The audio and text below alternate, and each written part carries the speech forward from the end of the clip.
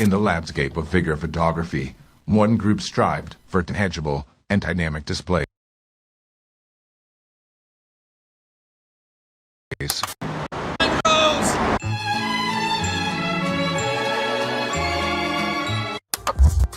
Y'all ready? Yeah, let's go.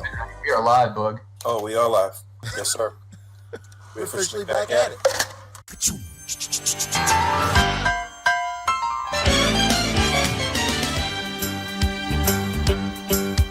It's a rare condition this day and age to read any good news on the newspaper page. And love and tradition of the grand design, some people say, is even harder to find. Well, then there must be some magic clue inside these gentle walls. 'Cause all I see is a tower of dreams, real love bursting out of every scene. Days go by, it's the bigger love of the family.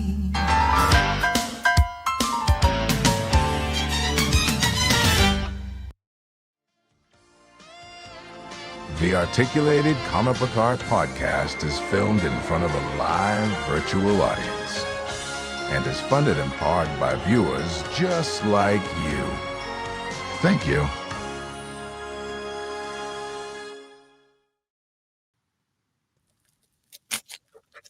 Yes, sir. We officially back at it. Bug Nice coming at you with the Articulated Comic Book Art Podcast. This is episode 383. You got it. You got it. You got it. You got it. Wow, that joint had a big question mark at the end. Good job. 383. I'm your host, Bug Nice. Got my boys with me. D Walt, Rick, Dom, 2345. Pancheesy is with us in astral form right now, producing the show in astral form. We are tapping in on time tonight. Can you believe it? Tuxedos on, everything in place. We have a special guest joining us here shortly. In fact, I think we double dipping this weekend. I think we're doing back-to-back shows, Friday and Saturday. Nice. And yeah, we want to talk with some people in the community doing some cool things. But before we get into that, let's get into how you guys are doing and how was your week. And if there's anything you need to tell us, if you are in the Epstein files or not, tell me now. You're gonna have to wait. You're gonna have Those to votes see. aren't in, Kendall. For Yeah, the love of God. you're gonna have to. Don't you find have out respect for the everybody democratic else. process?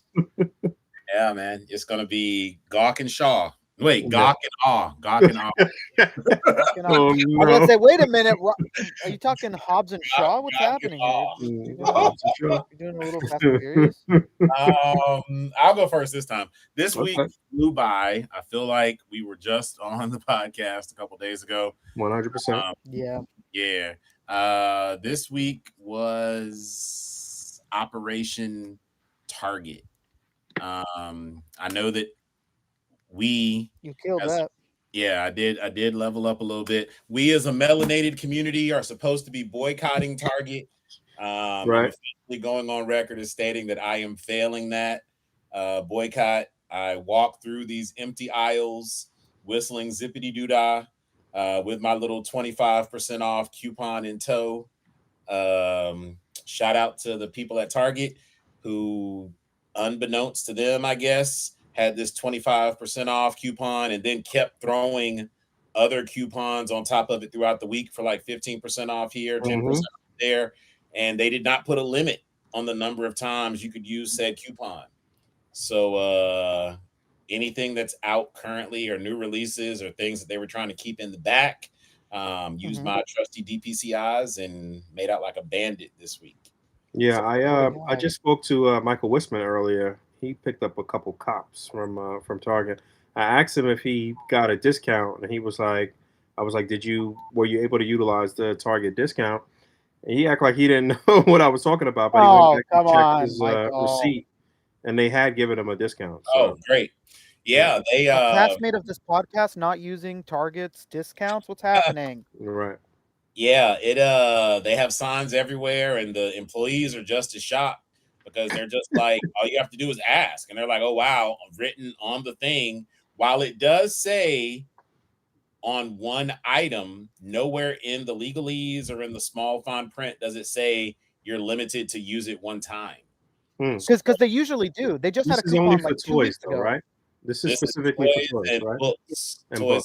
books. Wow. It says toy, books, and games. I'm assuming the games are board games. They can't be like video games. I'm It assuming can't be they video would have games? said video. That's I surprising. think it would have said video games, but it specifically says toys, books, and games. Yeah. I'm assuming it's like board games. Your Or your educational life games and or your something. monopolies. Yeah. So outside of that, and I've been knee deep in watching Ted Lasso. That is I think I spoke about it too. Yeah, you mentioned it last week. Yep. Yeah, but that is like my feel good, watch this before you go to bed show. That's where they found Hercules. That's You know MCU what? Hercules. I didn't guy. get it. Yeah, I didn't get it because when I saw the guy, I had never watched Ted Lasso before.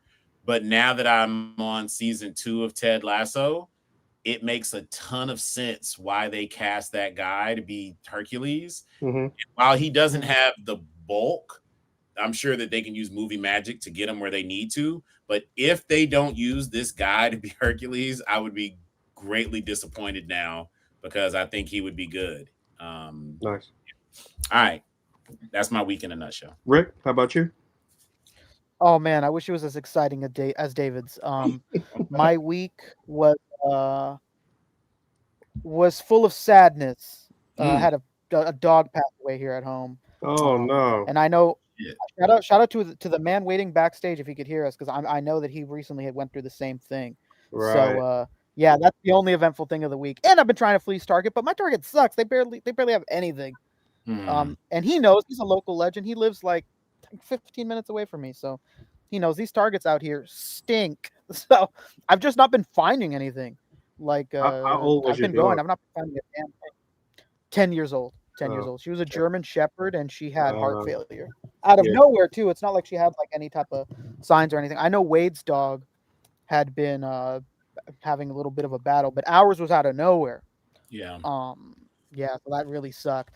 But Sorry besides that, yeah, sorry for your loss, man. Yeah.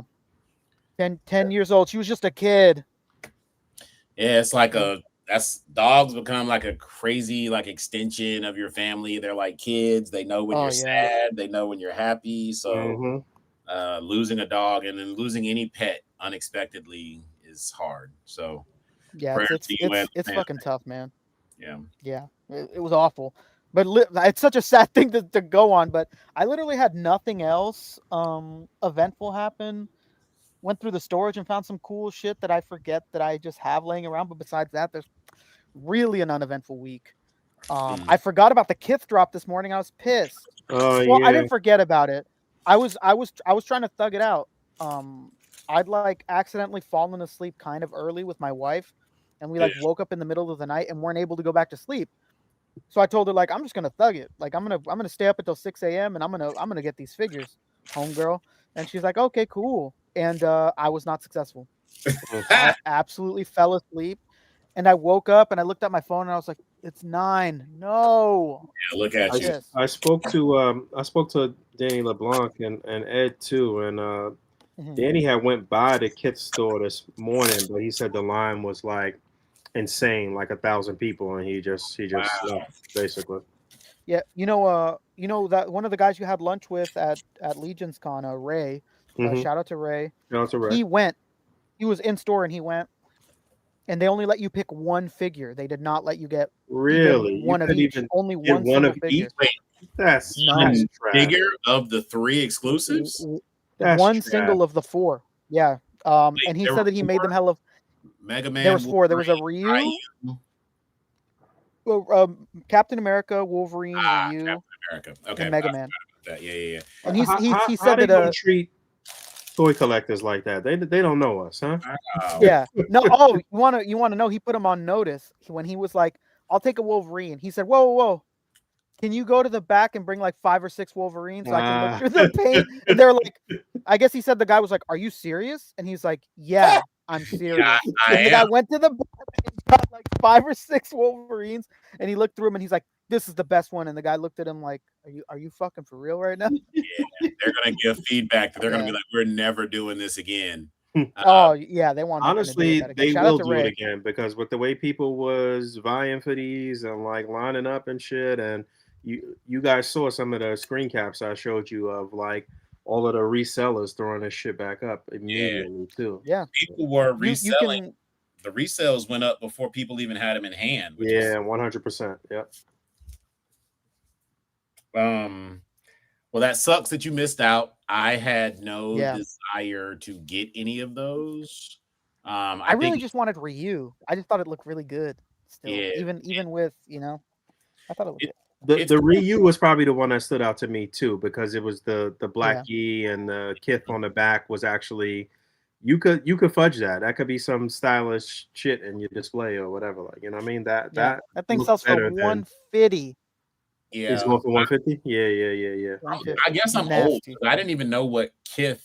I still don't know what fucking Kith is. It's a Yeah, clothing. I mean, I didn't know y'all didn't know about Kith clothing though. I know Oh, Rick. Kith, yeah, Kith clothing is huge. Oh yeah, Yeah. I got Kith shirts and. I'm not hoodies really and into shit. fashion like that. Is it like on some Supreme shit? Like it's hype beast. That's a good way to categorize it. Yeah, sure. Yeah.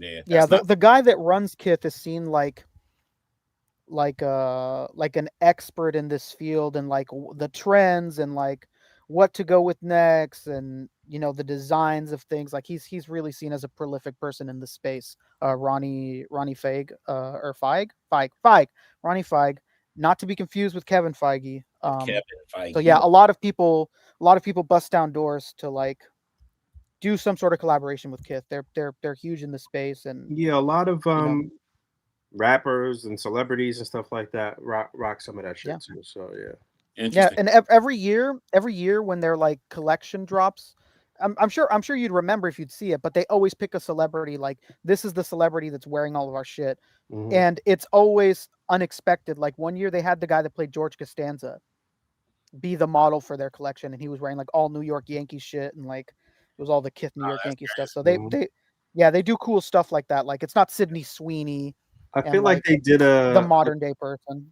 I feel like they did a collab or did something with the old like grandpa guy that'd be like rocking all of the cool shit that'd be on it. Yeah, that grandpa that's always rocking the Supreme and shit. Like there's this grandpa, David, that every week that Supreme drops, he has like the new clothes on. Him, I do know. I've seen him set. Yeah. That's crazy. But it's even more crazy because then it's like, wow, what the fuck do you do if you waited in this long ass line and you think that you're getting all 4 drops? Crazy. Hit you over the head. I'd be pissed. And say you're only getting 1. And imagine what that like telephone game was like for all those thousands of people in line, where when you're like hearing via the line, they're like, you can only get 1. You can only get 1. Like I'm sure that right. Yeah, that's crazy. Yeah, I'd be pissed. Speaking of waiting in line, it's about time to bring on the guest. Let's do it. Without further ado. You guys ever heard of him? Yeah. We've got Wade, Unparalleled Universe, joining us this evening. Yo, what's going on, sir? There he is. What's cracking, everybody? How are you guys? We are good. How you doing, man? Yeah, we're good. I'm doing okay. Fuck those Kith figures. They're definitely not worth no $150. I'll tell you that. You weren't interested in any of them, huh? Nah, 0%. Like the Captain America, I should have been interested in, but I just couldn't even lie to myself. Ray said that's still available. He said that's the only one that's still there is the Captain America. Everything else sold out. Apparently. Yeah. But that's a look. That's a palette from MV2, right? It is the Wolverine and the Captain America were actual player 2 palettes, but the Mega Man and the Ryu were just just random colors with the words. The Marvel characters didn't have Kith anywhere on their clothing or anything, right? They did not. So here's what they did, because I'm sure Disney told them like, nah, you're not doing that, because I thought that they would have had Kith on the shield. But there is no Kith on the shield. It's on the star. So what they did was that they printed Kith on the effect that goes onto the shield. So essentially, the shield will say Kith if you put the effect on. How about same with Wolverine slashes. They have Kith printed on the slashes, but there is no words Kith on the figure itself. I'm sure Disney was like, "Nah, you're not putting our logo on our characters. Like that's not happening." And That's a good Jada was like, "Hell yeah, let's do it." Yeah, that's a good workaround. That Yeah, designer so- stuff is crazy. Like the figure report was there. He stood in line. He was like live streaming and Oh, stuff. yeah, Mikey. Mikey Yeah, was he there, was going and checking out the shirts, and everyone's like, "Oh, how much that shirt? $75." Yeah, basically, yeah. Yeah, T-shirt for that's $80, not T-shirt for $100. That's kind of the deal over there. Yeah. Yeah, that's never been my Yeah. ministry. But good for the people that got it. Good for the people that wanted it. Hopefully, we'll get more. And it's actually kind of cool just to see. I don't know. It's kind of cool to see if, because we talked to June about this, and it would be interesting to see if we get more collabs like that. Yeah, we definitely mentioned this a minute ago, and he had that like kind of June look, like could be. Yeah, could be. But bigger than that, I Never hope know. He had that smile on his face, they're like able to do more Capcom characters, like Captain Commando, and you know what I'm saying. Some of those other that would be cool. Some of those gaps. Because this this Gamerverse shit is doing really well for Hasbro, so we'll see. Yeah, I mean it's doing well across the board, clearly, like but yeah. Wade, how was your week? We was all talking about our week. How was your week? Anything of note? Anything interesting you want to let us know about? Nothing interesting. I spent all week trying to recover from Legion's Con. Right. I didn't really get good rest until maybe last night, and how was your flight back? Did you have a straight flight back, or your flight got canceled? It was horrible. It got canceled several times, and slept in the airport, and got like a delay. Man. Ended up having to buy a new plane ticket, and had like a 4 hour layover in St. Louis. Oh no! Took forever, and then when I got home, you know, Rick, I flew into San Francisco and then had to sit in traffic all the way back to close to where we live. That drive home That's in the middle of the day. Well, 3 o'clock. No. I got to San Francisco at 3 o'clock. What time you get home? Like almost 7? Yeah, pretty much. Yeah, because you had to fight traffic, people getting off of work traffic. Yeah, for sure. Oh, that's terrible, man. That's nasty, man. It was you know, it's crazy. I don't want to be rude. It's funny, Wade. This is the first time that you and I have talked on like in person. Normally, when I talk to you, it's always through like Messenger and shit. Like we've chatted a lot about the Masters of the Universe line, and I've given you props and stuff for Odious. But this is the first time you and I have actually like talked in person. So good to meet you. Yeah, likewise. And it's been years that we've talked or spoken on like either comments or like whatever for years. Yeah. So this is the first time we've talked in person. So just wanted to be formal. Cool. Yeah, nice to meet you, man.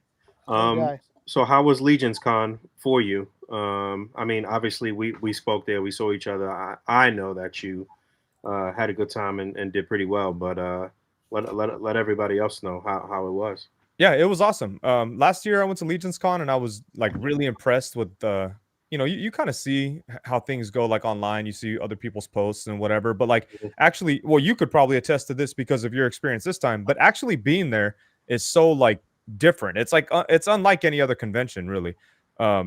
But I kind of thought it would be watered down a little bit by the second run, and it wasn't. Like I had just as much fun as I did the first time, and yeah, it was great. Like as far as from I don't know if would be considered an exhibitor, but as far as like having a booth and everything, like that was that went really well too. You know, sold a bunch of stuff and got in front of a lot of people to talk about the Kickstarter. Yeah, it was good. It was fun. It was awesome hanging out with you because we always see each other. Like we've known each other for years, Boog. We see each other for 5 seconds a year. And it's like pretty much. It's like, hey, what's up? And in more recent years, we see each other at the breakfast at Hasbro, and like that's cool. But at New York Comic Con, we got to have lunch together. That was awesome. And then it was cool being able to hang out with together. Huh? I said we fought pigeons together. Oh, the bird shit pizza? Yeah, that shit was crazy. We didn't tell you about that, Rick? No, I didn't hear about the bird. We went to Two Bros Pizza to get like a quick, cheap slice or whatever. The one that's closest to the con, and it was like just like the most New York experience because it was like pigeons coming inside the fucking place, and like the people was like shooing the pigeons out. It was kind of awesome and kind of gross at the same time. But yeah, definitely. And Boog, like in the middle of that, there's like pigeons and fucking feathers flying everywhere, and kids like chasing around, and Boog's like, "New York, baby." Me, 100%. Oh, man. me and June were all disgusted. Like, what the fuck? Like, we kind of, because me and June were running off somewhere and we saw Boog hanging out and we're like, hey, what's up? What do you got going on? Oh, let's go get some food. And Boog's all, yeah, we got, this pizza spot right here. And I'm like, oh, Boog's from New York. Like, he'll take us to like I don't know. He's gonna take us to the fucking bird shit pizza. Yeah. But That was that's not the the true New gang. York That's not the gang experience, you though. were worried about in New York, man. That was crazy. That wasn't the Asian gang. that wasn't the fine dining experience I wanted you guys to have, but it is what it is. It was an experience. yeah, that's for sure. It's one of those things where it's like, yeah, on paper it doesn't sound cool, but it's a memory worth having because that No shit doubt, was no doubt. funny. But yeah, Legion Con, the whole like vibe was so nice. It was very nice. Everybody was so cordial, so inviting, and Yeah. like it was real nice, man. I would So it is absolutely go again. for those of us who haven't been. It is just a figure-based convention, right? Like it is no like because that's one of the things that I hear about SDCC is that it's just overwhelming and sometimes it's too much, Yeah. right? Yeah, I mean it's very focused on creators, like Yeah. 100%. artists and like people doing their Kickstarter thing, and like it was a ton of dioramas and props and accessories and all of these independent artists just with their stuff out there or whatever. And it was a smorgasbord of just like items for you to just buy and just like have unique pieces and stuff to add to your collection or whatever.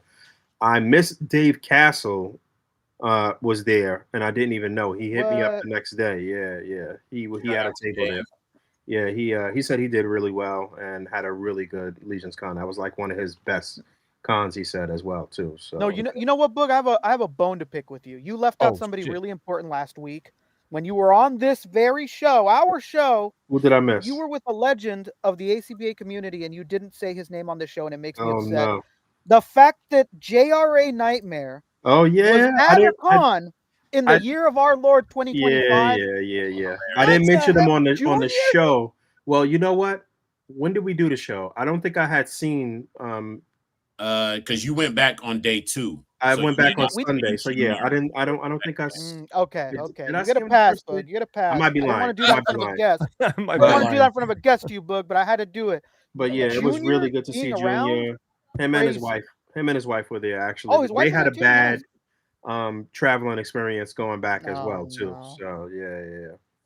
Shout out to Junior, man. Everybody's flight got canceled. Super Sundays was a staple in my house when he was doing that series, and Yeah, Super Sunday. yeah, Hell yeah. Super Hell yeah. Sunday. Yeah, he's the man that coined that term "fun factor" Fun like factor. almost 20 years ago. Also, what he people was don't saying know fun about factor and all Junior that as stuff. well is the current iteration and design of like the wired flight stands that everybody's copying and doing and whatever. That came from Junior. He was the first one to design the flight stands and started selling them. He was damn near giving them away to all of us at that time or whatever.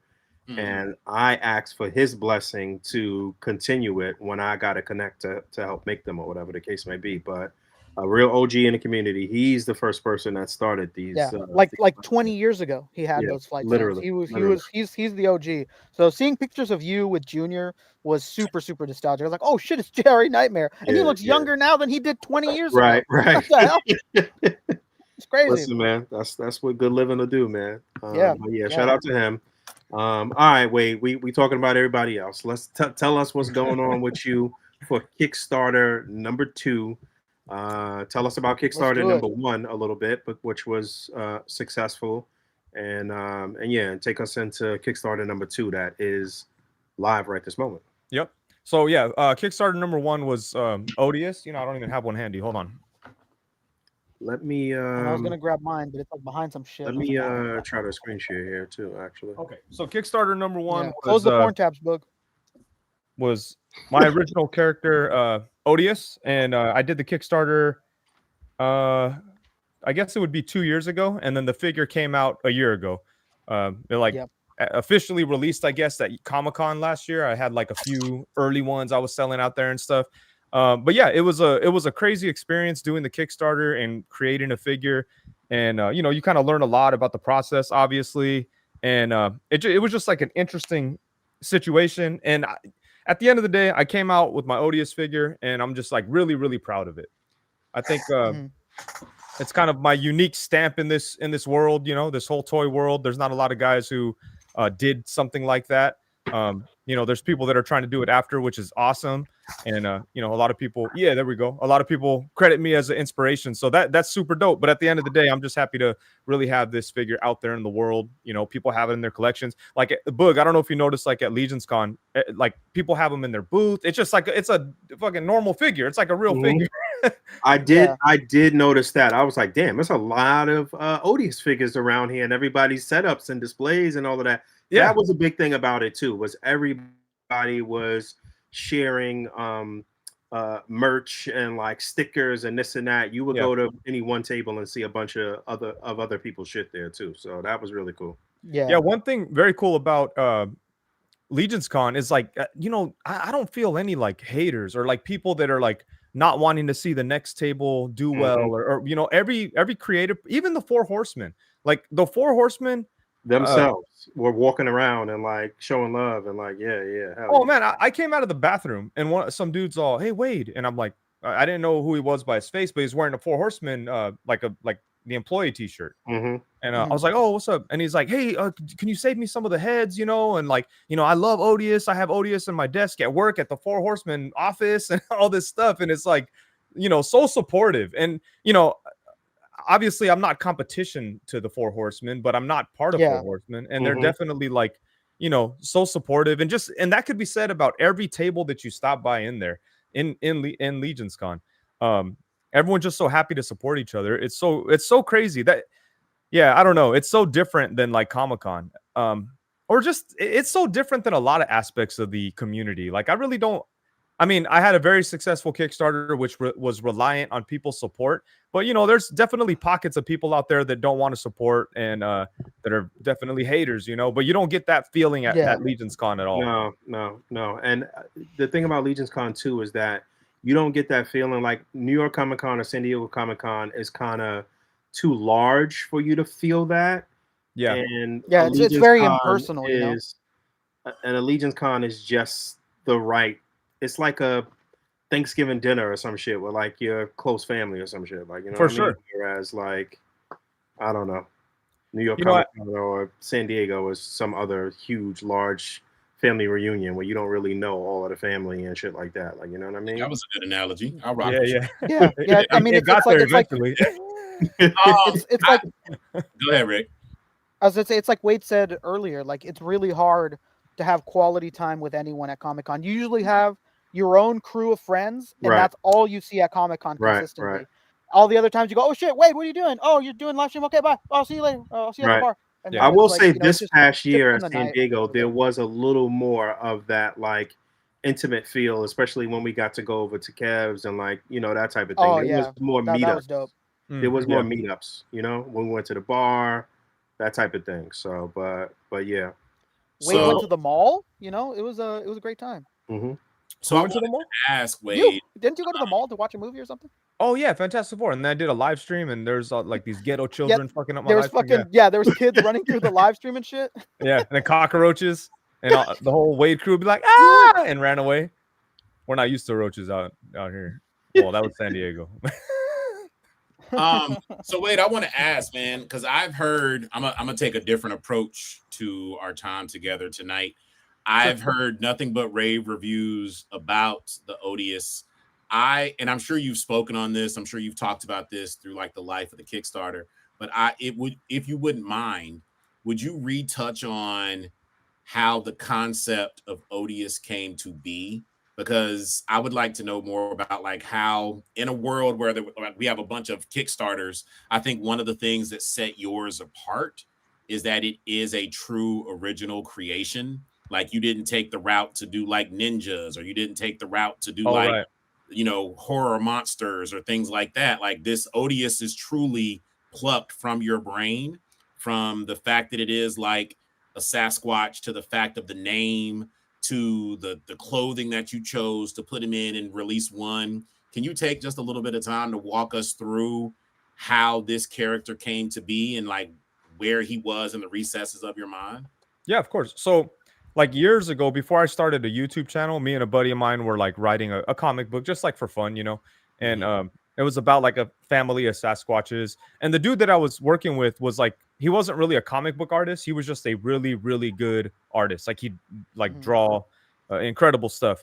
But I was trying to get him to do this comic book with me, and he couldn't really focus. Like he wanted everything to be like every panel to be like these big murals, you know. So he was taking like forever, man. And I was like, you know, never mind. You're taking a fucking year to do 8 pages, like, you know. So I asked him like, hey, can you maybe like repurpose one of these Sasquatches, because I'm gonna start this YouTube channel thing. I just want like a unique logo. And then from there, I always had that logo.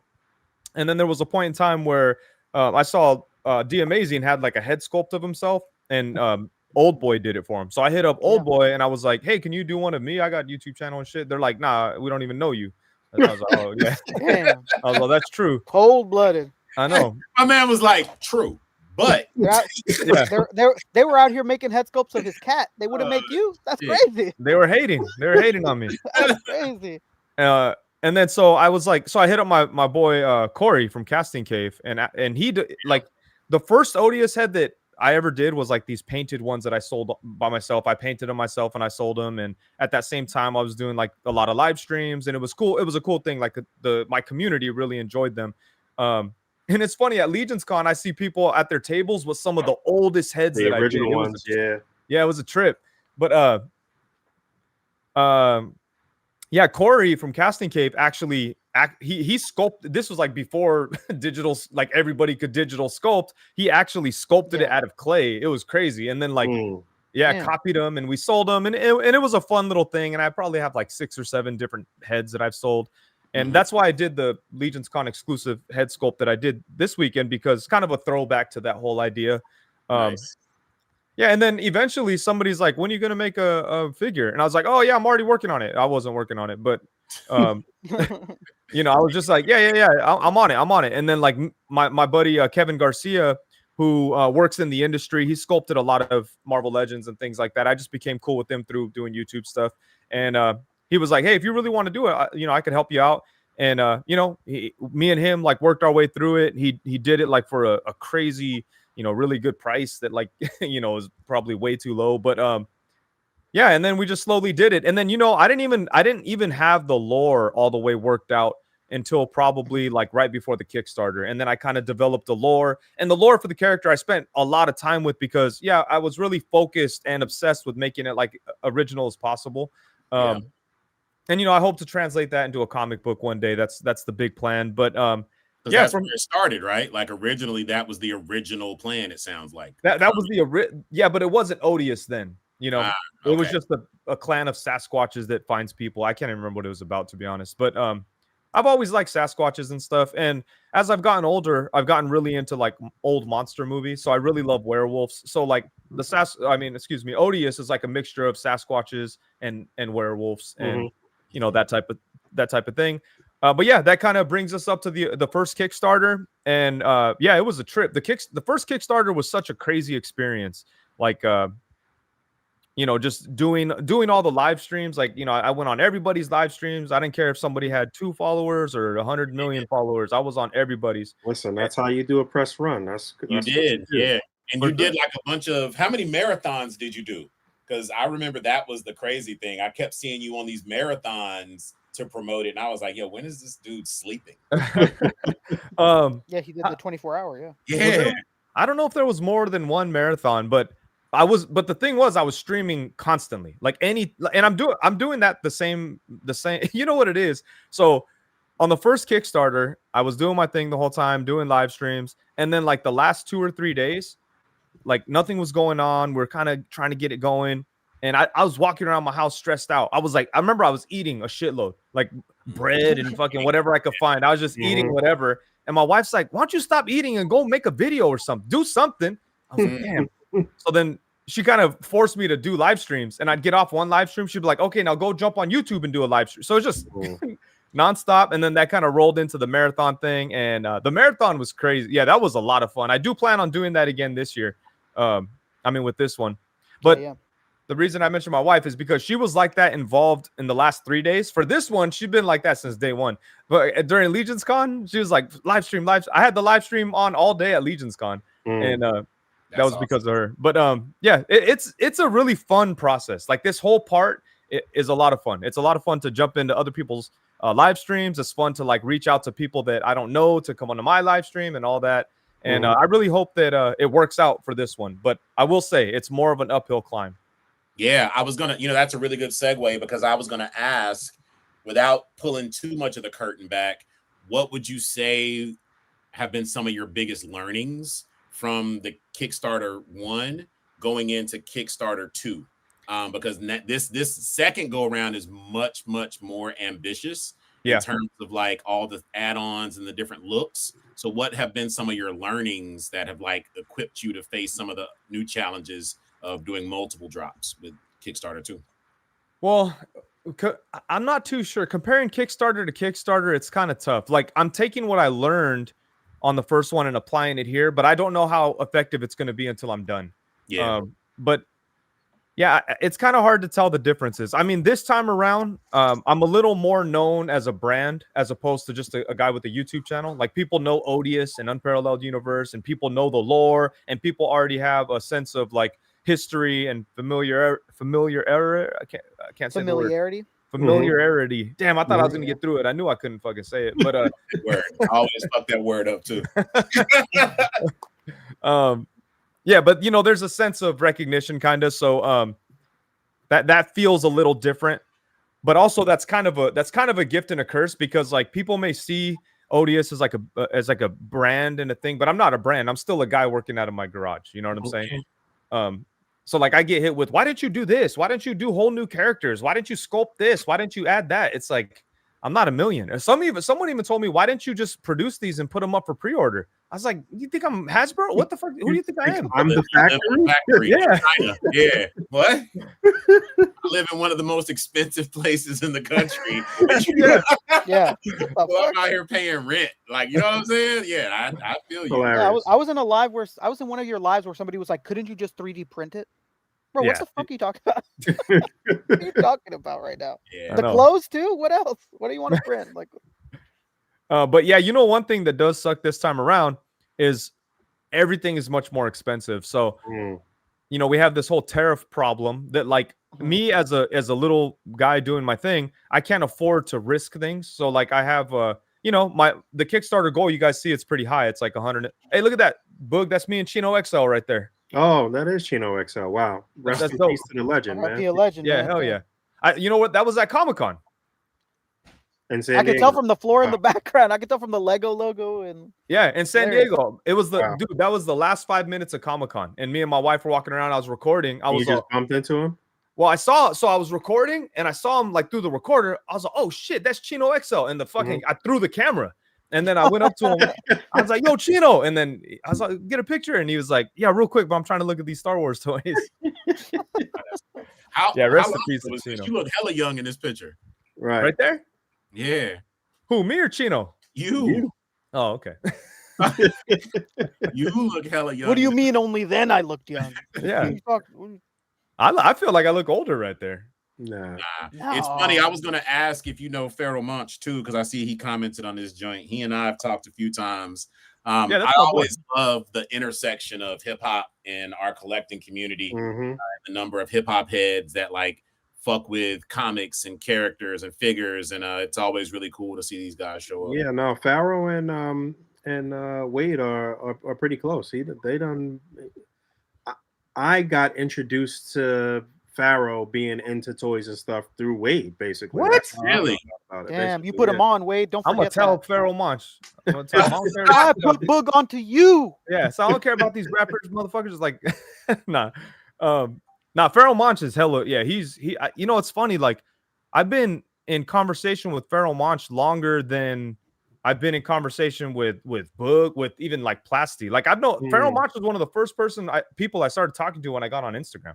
Wow. Yeah, that's where I met him too, through Insta. And he and I have talked about some A.C.B.A. shit and just about collecting and different lines that we like in comics that he was reading. And he's it's crazy because I'm like, yo, I listened to your song "Get the Fuck Up" like on repeat for like almost all of my freshman year of college, and just the way that he was so approachable and just so chill was kind of crazy to me. I'm like, yo, to a point where I'm like, is this really you? You know what I'm saying? Yeah.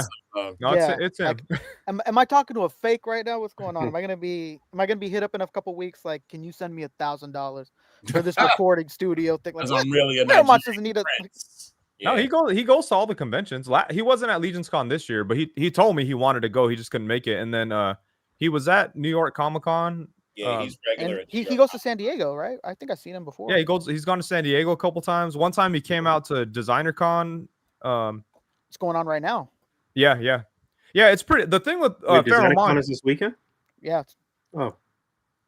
The thing with Pharaoh Monch, like being friends with him nowadays, is it's pretty surreal because like I try not to like bug him too much about rap shit, you know, because we're friends because of toys. But like he doesn't really know how big of a Organized Confusion fan I was when I was a kid. Like I don't know if you guys have ever heard Stray Bullet, but like when I heard Stray Bullet by Pharaoh Monch, it literally changed the way that I perceive storytelling, like in hip hop. So it's kind of like he doesn't really know that, but like back then I used to like write my little rhymes and everything, and like after I heard that Stray Bullet, every single rhyme I wrote was like, because Stray Bullet, he's rapping from the perspective of a bullet. And it's like coming out of the gun, going into a kid, doing this. Every rap I wrote after that was from the perspective of a fucking anything. Oh, the perspective of a milk carton to come out of the refrigerator. You know, like, it changed the whole way I looked at hip hop. The milk carton song, we need that drop. Era. Yeah, huh? I'm with it. I'm with it. Yeah, that was a long time ago. But yeah, he's a good dude, man.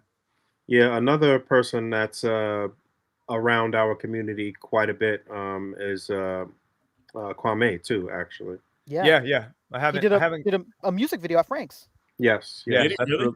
that's really dope. Sure did. That shit was awesome too. He was killing it on that song. Yeah, it was nice. But yeah, getting back to Kickstarter business. So Kickstarter 1 was successful. Would you categorize it that way? Would you say that it was successful? It's successful. Yeah, I'm extremely proud of how it all went.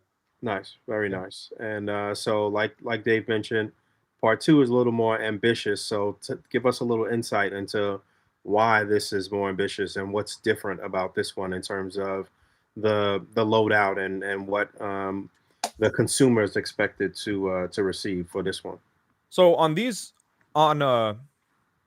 with these ones, like the designs, like the character designs, especially with the cowboy, they're a lot more elaborate and creative. Like the first Odious kind of came together. It basically was how I dress, you know, flannel and, you know, whatever. And it kind of just came together like that. This one is more like, you know, like I have stories set up for each of these versions of Odious, and they all work within the context of this big like idea that I have for Odious. So I think they have like more individual personality as far as the designs go. And then they just actually have more things. Like the cowboy has like so much soft goods. It has a big duster. It has a serape kind of poncho thing. It has a vest, a long sleeve shirt, pants, you know, a couple of guns, a removable hat, a couple of different heads. The army guy is going to have like a bunch of heads and, you know, the army outfit, a shirt underneath the jacket. Like there's just a lot more going on there. Bruh.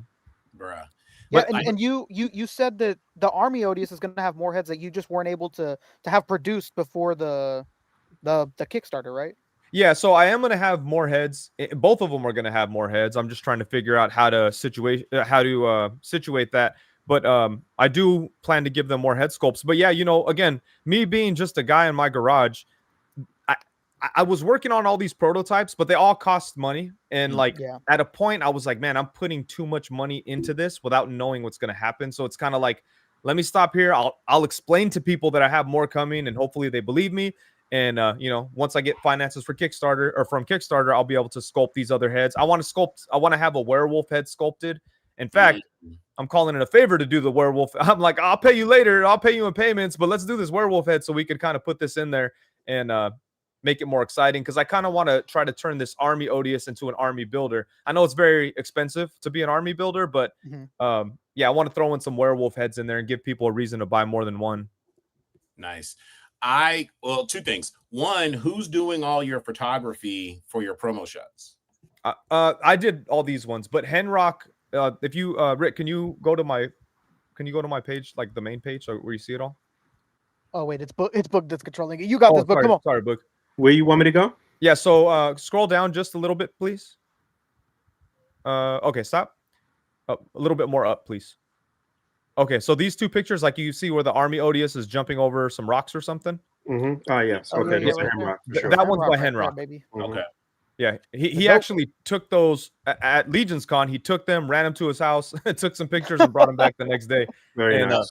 Yeah, I Yeah. recognize Henrock style, but go back up to the one where Odious is in the cowboy gear and he's kind of like leaning against that bar. Yeah, these are really nice. Oh, Like- thank you. Those are Wades right there. Yeah, Yeah, it's so you capture a shit ton of personality from this figure. As somebody who grew up watching westerns and I'm just a western head, Nice. like this screams spaghetti western. Yeah. And very nice. you did an amazing job with like just selling the personality that you can pull from this figure. And secondly, we talked about this last week, so I'm really excited to share this with you.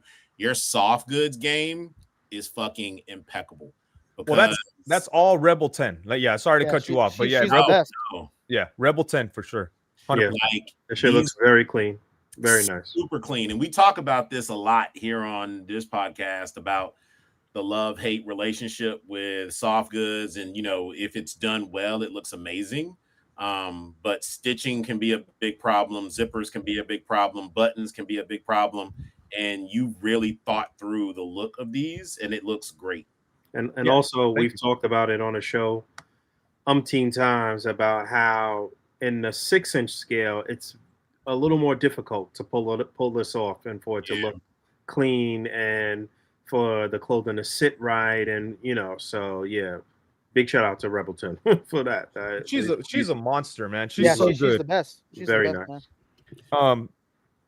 And you know, and shout out to my factory as well, because the factory, like if you look at the first Odious figure, it's not quite as good as Rebel 10. Like we're not going to pretend that much, but like they do a pretty good job. Like they actually transferred it pretty well, which that's something that I was scared of, because I know that Rebel 10 could do a good job, but I don't know if this factory in China could do it.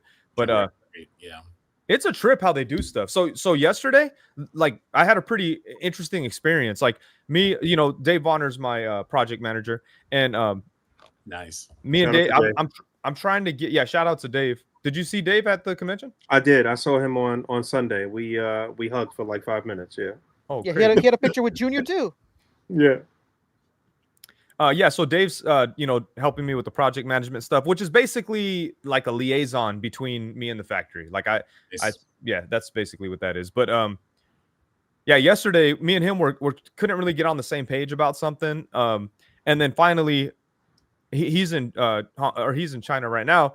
He was in the room with the lady who actually handled the production of the figure on the factory side, and I spoke to them for like 2 hours, and like we kind of just went, because like I said, I don't have everything sculpted and everything ready, and they're like, you know, we can't give you the most accurate quote without this information. So we're going through measuring things, and it's crazy, like all the little things that have to be considered when you're making a figure, like the types of plastic. Like for instance, we're talking about the duster. Right away, she was like, I'm gonna have to buy those buttons. Like I guess there's a marketplace that you go and you have to, like, you buy all the pieces to put together certain parts or whatever. So she's like, Yeah. I have to go buy those buttons from the marketplace. She was like, oh, this piece, it has to be done in 3 pieces because we can't get this one out of the mold. This piece is gonna take up this much space on the plate. So, and then also like, oh, this is gonna be injected a certain color, so we can't put it with these at the same time. They have to be on different. Yeah, it's crazy. Like all these little things. All of that is like Yeah. super valuable information to have somebody like that on, you know, helping you out on the team too, man. That's wild. For sure. And yesterday was really helpful, being able to hear, because sometimes I think it could be easy to go like, you know, like when if I could talk to the factory, maybe I could make them understand, because there's like, and that's not the case. Like I totally was like, oh yeah, you know, like This is why I have David Bonner on my team, because Right. because he has like, he's not over there speaking. I don't know what language they speak at the place that he was at, but like, you know, he obviously has a rapport with this person and he knows how to communicate certain things. Like I heard it with, like, he would say something and she'd go, oh, you know, and then like he would kind of say it again, like in a, like like using simpler words, and then she go, oh yeah, okay. She spoke English too, but like not well, you know, she's doing Not her well. best. Yeah. Yeah, but I mean, really well for where she's, you know, she's not American, but like, you know, really well for who she is and stuff. She's great. But yeah, it was interesting, man. It was really cool to have this 2-hour conversation. And then I walked away thinking like, man, this is dope. But shit, I think they're gonna hit me with the bigger price tag here. So. Right. Damn. Definitely running up The bill over conversation was all to bring it down. Yeah, And it ended up going up. I hope not. But Tell me a little bit about the price difference from the first Kickstarter to now. Not in terms of anything that you pocket or anything. Just what the actual goal was and Project One to where it is now, and just how some of that breaks down. yeah, so I'll tell you right now, as it's currently constructed, if this goal gets reached, I'll make like no money. best case, I won't lose any money, but I'll be able to put these figures out. And then I might have about 200 that I could go sell afterwards. So those 200 that I sell, that could be my profit. That'll be your profit. Yeah, I got you. So not a whole lot, a couple thousand if I go hustle those 200. But as far as like costs of making things, I'll tell you, like off top, like tooling. I do want to hear this, but I was really asking you about the original goal of the first Kickstarter versus this one. But I am intrigued to hear everything that you were about to say though too. But just letting you know. Okay, so I'm sorry. So what's your question? About the goal for the first Kickstarter versus what it is now. Okay, so yeah, the goal for the first one was 130,000 for the one figure, basically at 3,000 pieces. Okay. The new one is 170 for 2 figures at only 2,000 pieces. That kind of gives you an idea of how much how the dollar doesn't go as further as it did a couple years ago. Yeah. Got you. So right off top, like tooling, each one of my pieces of tooling were $600 more than they were last time. Damn. Okay. Yeah, which adds up when you have 5 or 6 of them. Right.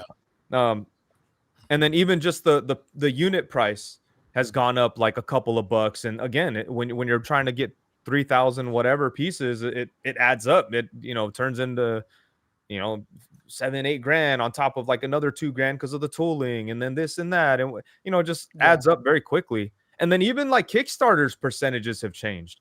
Like, yeah, I don't know. Kickstarter seemed like it was less expensive 2 years ago. Like their cut, like what they take off the top. Yeah, because they take like last time, I earned 130,000. I paid them almost 15 right off the top. We talked about that while we were at the con. Yeah, that's right. Yeah, no, it sucks. It's very expensive. And and then so on top of all that, the thing that really fucks it up is tariffs, because I can't hope that tariffs will be less. I have to operate on what they are today. Right. Yeah, and just do that's kind of what we did. So like initially I wanted to launch my Kickstarter in April, and then this whole tariff thing started in April, and it was a big old mess, and every other day it was 100%, like these numbers that weren't even real. But meanwhile I'm getting billed for tariffs on toys that I order, so it felt really real. It was real to you. Yeah. Shit. For real. Like I'd pay like twice as much for an import, twice as much for the fees and the shipping, and then I get the figure, and then a month later I get another bill for $15, and it's like, what the fuck? But so with all that in mind, I'm looking at tariffs just going like, okay, they're gonna have another meeting, and then months and months go by. Finally, I told my wife, like, I think we just got to do it based on what's going on today. It's impossible to predict where it's going to be at in a year. This dude might die in a year, so I don't know, but like I mean, that's real though. Yeah, for real. It is very flippant. And I think the thing that's the craziest is that if you've been monitoring this tariff shit, it really does change based on his mood. Right. Yeah. There's no rhyme or reason to it. It's just whatever mood he's in. It's awful. I hate it. And so there are a ton of people, like, God bless you for like trying to pursue this right now in this economical climate. Right. And there are a lot of people that have lost a shit ton of money because of this tariffs and on the market. Lost their business altogether. You know what I'm saying? So keep fighting the good fight, man. But it's crazy. Something that I'm always fascinated by, and I would love to hear your philosophy on this. As you know, we were very, I won't say, I won't sell it for more than it was, but we were there kind of in the beginning phases with the Foosh team, and interviewed them a lot when they did the articulated icons launch. Mm-hmm. One of the things that Adam and I, shout out to Adam, Yeah. one of the Hell things, yeah, he's playing with himself You better watch all it over there. the internet. regrets that sometimes. One of the things that he and I used to talk about all the time is how you do the dance with figuring out your numbers for QC. Especially with them, because this is kind of like earlier in the Kickstarter days. And I would love to hear your philosophy on QC and how you get your numbers down for any Odious that you'll have to replace due to like damage or breakage or whatever, and what that looks like. And now how you're going to face that because you're doing more drops. Yeah, so with the first Odious, I kind of panicked when it came to QC. So like with the first Odious, as it started to ship out, I'd get an email every now and then saying, "Hey, this leg is on backwards. This leg broke. I had a lot of broken ankles, but I think that was user error. Not necessarily the user's fault, but the way the factory installed the ankles, the ball joint was at the wrong angle. So if you just grab the foot and try to bend it up, it'll probably snap on you. But all you had to do was turn it and make sure it's right. Mm-hmm. But anyways, the way I handled, I don't think you could really calculate for QC issues. Like they're gonna be there. All you could really do is control the way that you respond to them. So for me, Boog, you probably heard me at Legion's Con, every single figure that I sold, the one I sold to you, every single one that I sold, I told people, if there's any issues, please contact me. I will make it right, because things aren't perfect. Yeah, I told every single one that I sell, I say that. And that's one thing I take a lot of pride in. Anyone who had any problems, they hit me up, no questions asked. I'm sending them a new Odious. Even if they come up and go, "I bought the shit on eBay. I fucking found it in the trash." I'm still sending someone a new one if they need it. That's very good business. That is crazy customer service. It's a little dangerous, but I respect it. Yeah, I know. As an independent creator, what is your time frame for that? Because again, we're collectors, right? So what if I bought this shit but don't open it for like a year later? Right. I've had that. I'll fix it. I'll replace it. Wait. What a guy. If I have stock, I'm replacing them. But if I don't, I just don't. Yeah. Like if I run out, like I still have like 300 Odious figures. So okay. One thing too is I wasn't always just sending out full Odiouses every time. Like sometimes I'd try to help people fix it. They'd be like, "Oh, the arm is loose." I'd be like, "Oh, let me send you a new torso, and I'll teach you how to pop it together and fix it." So I was sending videos to people how to fix things. And then if somebody was like, "Oh, I never done that. I don't really customize," and I said, "All right, I'll send you a new one. No problem at all. Like I'll even send you some stickers." So that is a very good and noble and righteous thing to do for your first Kickstarter. How many different Odiouses are in your ODI? Because we have cowboy, soldier. Is there a samurai? Yeah, a Ronin. A Ronin, and then is there a fourth? Yeah, an Inuit. Yeah. So, my brother, what's going to be the plan with your QC and everything else? And again, not putting you on the spot. And if this feels like a put you on the spot type question, because I don't want you to commit to something, but like, how will that look now moving forward with so many different types? Yeah, it may be different because let's assume the Kickstarter goes really well and I'm able to produce all those figures. Chances are I won't have as many stock of each one of those as I did for the first Odious. Like the first Odious, I made 3,000 pieces. I'm not making 1,200 figures this run, It's probably going to be 1,000, 1,000, 500, 500. So I'll have way less. But my thing is, I will always fix it as long as I can. If I just don't have the stock, I'm sorry. I'll definitely do the best I can to fix it. Like as far like in most cases. Same thing kind of goes for a refund, like I'll give a refund if I can, but I will do the best that I can. That's the thing that I could always promise. Like, I don't know if I'm going to always be able to fix it, but I can promise you that I'll do the best that I can. That's a good, noble answer. And I'm going to have you cap it there because I want to see the line continue to be successful. I love the ambition. And I told Adam this same thing when they were doing their, please remind me of the name of the Kickstarter. Articulated icons. Icons, yeah. The second one. Oh, the second one. Oh, Cursed Dead. Yes, the the Cursed Cursed Dead. When I saw that they were doing all these different drops and not reusing the body type, I was like, God damn. Yeah, that's gonna be expensive. Balls to the wall. So I have a lot of respect for you as well, because you basically quadrupled the amount of product that you were producing with your second Kickstarter, bro. And again, doing it, getting it out the mud. So shout out to you. Shout out to the Kickstarter, because it is, and just to hear how you're like handling your business through the lens of like just being a decent civil person who came up through the community. So therefore you're going to take care of the community that takes care of the community. Yeah. That's the right. And you know, there. Go ahead, Rick. Sorry. I was gonna say there's one thing that I want him to go over before we get out of here or we close things off. For the Inuit and the Ronin, those are not guaranteed unless your Kickstarter for the Army Odious and the Cowboy Odious goes through, right? Yeah. So the Inuit and the Ronin are basically stretch goals, but they're not part of the Kickstarter. So they're not really stretch goals. So, but they function as stretch goals, as in like if we reach the goal, then those will be produced, but they'll be produced separately. I mean, they'll be produced. It'll be the same production run, but they'll be exclusively on Big Bad Toy Store. And the reason why we did that is because usually with stretch goals, like on a Kickstarter, right? You're all excited.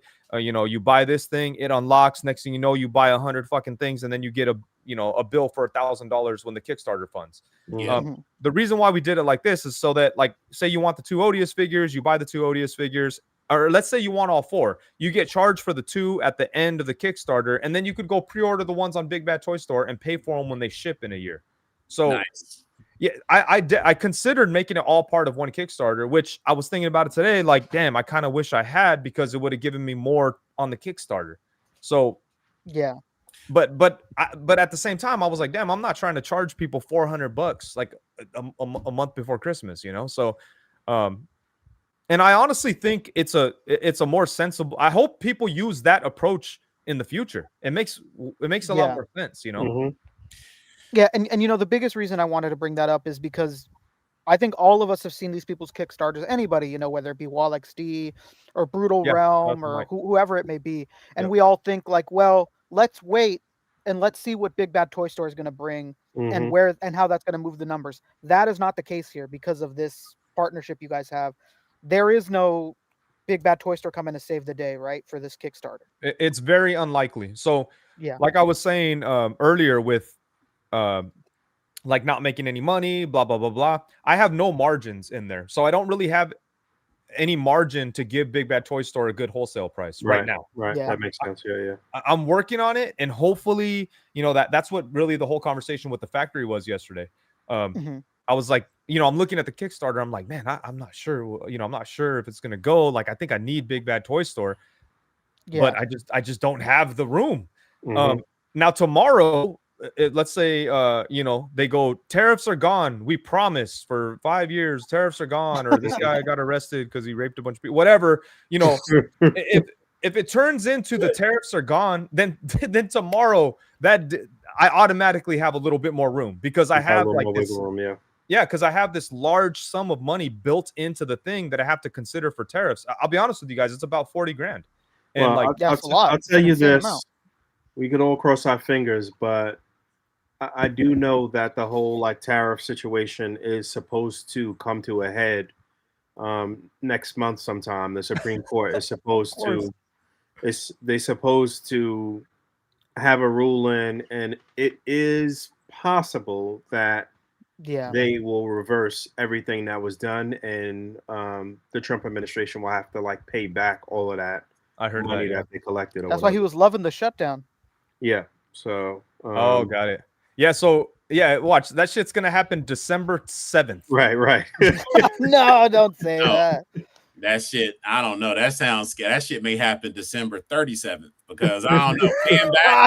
Paying back all the money that they got from.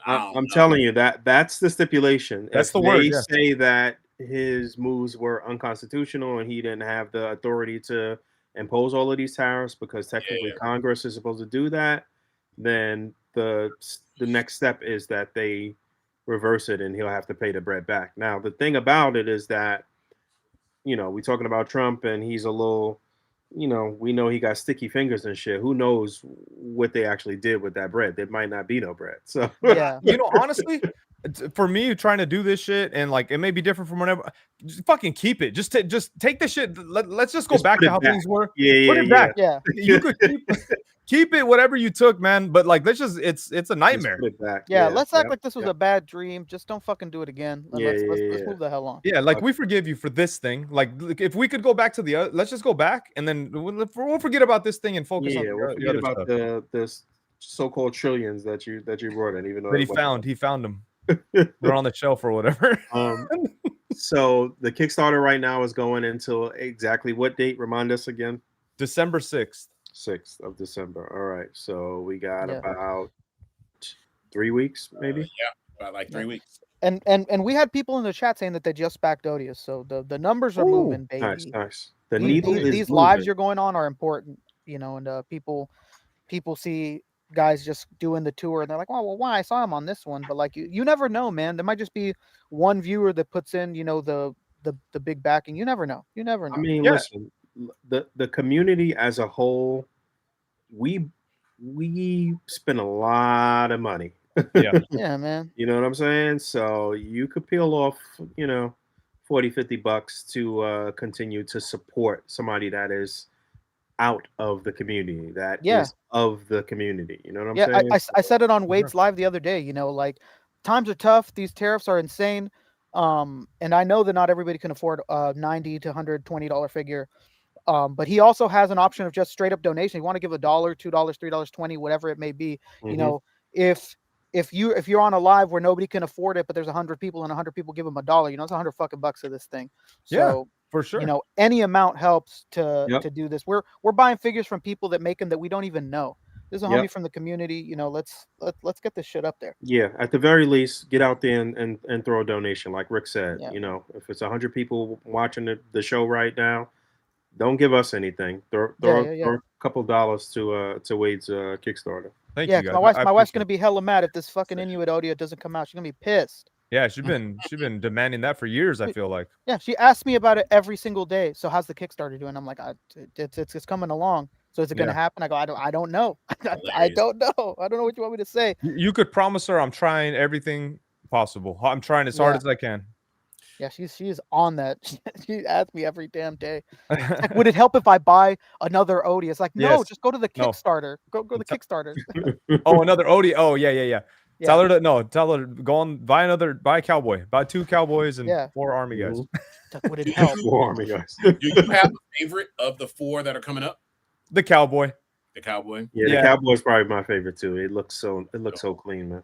I like thank you. I like the cowboy, and second to that, I like the Inuit.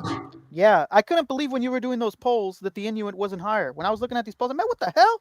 Yeah, I thought it would be the most popular one. Honestly. I gave people the chance to decide which ones were going to be part of the Kickstarter, and the army and the cowboy won by a lot. Yeah, the margins were crazy. I'm excited to see that werewolf head you were talking about. Yeah, because as I see the soldier Odious, do they have different names, or are they all Odious just with different looks? It's all Odious. It's all the same character. Okay. Who released that figure that looks like GI robot? You know what I'm talking about, Rick? Who released that? It's like a robot soldier. Junkyard Joe? Yeah. Junkyard Joe, that's Mezco. Yeah, when you talked about the werewolf head, in my mind, I started thinking about how you could have like your own version of like the Howling Commandos. The Creature Commandos. Yeah, or the Creature Commandos. Because I think that your Odious would look really good with that robot from Mezco and the soft goods. Yeah, it's funny because like when that robot or that Junkyard Joe was revealed. Yeah, Comic-Con. Yeah, it was the same Comic-Con where the first time I had a table at Comic-Con and I revealed my look at that shit. That guy was at Legion's Con. Did you talk to him, Book? Did I talk to Toy Immersion? Toy Immersion's killer, man. He's a beat. I don't think I talked to him, but I'm a fan of his sort of photography though, for sure. He's a beast. And Yeah. you know, he told me, he was like, he's all, I was talking to him. He has Odious, and I was talking to him, and he's like, yeah, so how'd you get started in the toy industry? I'm like, I'm not in the toy industry. I just made a figure. I got like YouTube channel. He's all, really? What's your YouTube channel? I was like, oh man, that's fucking awesome. Like, I want people to know Odious before me for sure. Right. Dope. That's what's up. Yeah, you won't be able to say much longer that you're not in the toy industry though. So get used to saying it. For sure. The community is going to come out and support you on this. You'll definitely get to your goal. I appreciate it. Yeah. I'm not worried about it. So you don't worry about it, man. It's gonna be all you're good. gonna get there. All right. I know that I know you're doing a show You. right now too, back to back. So anything else you need to share with us, want to share with us, to help people make it to the website and support? Yeah, no, I think you guys covered it. Yeah, just go out and support Odious, you know, so support the Odious project. And you know, I do want to emphasize the importance, not just because it's me. You guys, well, Rick probably knows the most because I know he watches me a lot, but Yeah. I support independent stuff constantly. Like it's my, like, I think it's very important to support like independent products, independent like ideas and concepts, and help people bring those things to life. Obviously, it's a little funny that I'm saying this because it's my thing, but I think it's very, very important to support independent projects like this. Like we all love Turtles, we love Spider-Man, but like we have a million of those, you know, and I'll continue to buy those things. But like, you know, this Odious thing doesn't work out, you may not get another chance to get another Odious because you know, I'm just a guy trying to climb up the hill. Once I fall down the hill, it's tough to climb it again. So again, that's what makes this so special, and what also made Legions Con so special, because it was all of these like unique pieces and things that you just can't get at bulk at retail somewhere and shit. That's what makes it so special, you know? Yeah, you really feel like the value in the things that you purchase when you buy things at Legions Con. You know, you buy an exclusive from Hasbro, and like right away, like you go to Comic-Con, you stand in line forever, you end up with your repaint of fucking Super Scroll or whatever, and like you don't feel the magic. Like even if you love these things, like it just kind of like, nah. Like at this point in the game, like being like that, we've gotten so many good figures for so many good years, and I feel like a lot of these companies, as good as they are, they've kind of exhausted all the excitement. Like they've kind of, it just kind of, I feel like it's kind of done, you know. But I've never been like afraid that the toy community was going away because of independent stuff. So like it has to be supported. That's well said. Yeah, I agree. And with that said, I guess we're gonna let Wade go. He's gonna if you can go do your live he's stream gonna go tonight. do his show. We're gonna stay on for a little while longer until 10, and his show will start. So y'all should go over there and hang out with him after this. One last thing, Wade. I know you're gonna do the marathon again. Holler at us about your marathon. Yeah, hell yeah. On, and we'll fuck with you again for that too. Yeah. Do some fun stuff to keep people engaged. Yeah, we'll be there. Sell some more figures. Yeah, for sure. We do Kevin's 24-hour marathon every December too. So he does Kevin? Yeah, he does one for charity every December where his channel's on for 24 hours. And like it's like a rotating cast, and like they play Family Feud, and they like watch shit or whatever just for 24 hours to make get some money up for charity. See, I need to bring some structure to mine. Well, yeah, mine is just fucking, you know, saying racist shit for 24 hours and fucking calling each other names and fucking, you know, it's just chaos. Or me falling asleep and, you know, waking up to Adam with no shirt on or whatever. It's madness. But like a good time.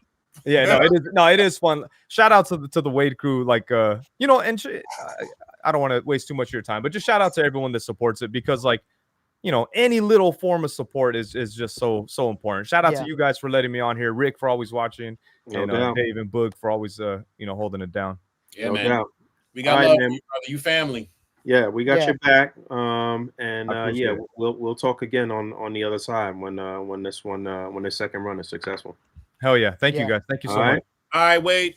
All right, man. All right, you guys have a good weekend. Peace. All right, brother. Be safe. All right. So that was Wade. Or do I just hang out? Oh shit. How do we do this? Yeah, you could just I guess X out. Just I don't know how it goes. P, where are you? You mind if I hang out for 15 minutes or so? Yeah, You sure. can, yeah, hell Why not? yeah. Okay. You don't gotta go. Oh, okay. Booga's kicking me out. No. Yeah, man. A cool figure. You could get the fuck. Yeah, hit the road. Nah, I was just trying to give you a little cushion to like get some water and food and shit before you start your show, basically. Oh no, I got you. No, I got about like 15 minutes if that's cool with you guys. No doubt. Yeah, Okay. he does that while he's on the show. He'll be like, "I'll be right back," and then you'll show up to the chair.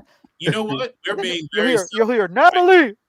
Now, if you do have 15 minutes, and so that we're not being selfish, Rick, were there any super chats, or does anybody in the chat have any questions for Wade? Let's. Right. There was a question for Wade. Let me go back and read it really quick.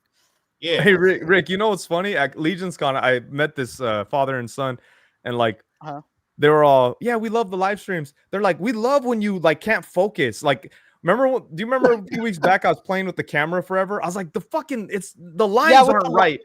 Yeah, like, you guys don't understand. Why does it look blue? He's like, what the fuck? Why does it look blue for like 25 minutes? It's fucking blue. Natalie, is it coming out blue to you? Yeah, those guys are like, we love it. I was like, don't tell me that. I'll do that for 2 hours. Because that's what you're gonna get. Yeah. Yeah. Give the people what they want. The other funny one is when Wade gets lost in his phone and he goes like, oh shit, my bad. He'll be there for like 10 minutes and you'll think the stream froze because he'll just be like this for 10 minutes. And they'll go, oh shit, my bad. I had to reply to this for the Kickstarter. I like the authenticity of it all. Yeah. You know what? I had wanted to ask you while Rick's pulling up that super chat. Some of my favorite streams that you do in the spirit of authenticity is when you have Ryan and when you have Dan on your streams. Oh, yeah. Can I ask you a personal question? Of course. I've said this before, and I don't think I want to hear your take on it because I've never had the chance to ask you. I remember vividly the stream you did with Ryan talking about the Maximum series. And it wasn't long after that we found out that Ryan... I totally got him fired. No, I'm not going to say... People came to the comments like, dude, you got Ryan fired. And he's like, no, man, I did not get him fired. I will not put that in the ether that you got Ryan fired. But Ryan is, and we say this all the fucking time on here, Ryan is always super buttoned up and corporate, and his answers are always so well thought out.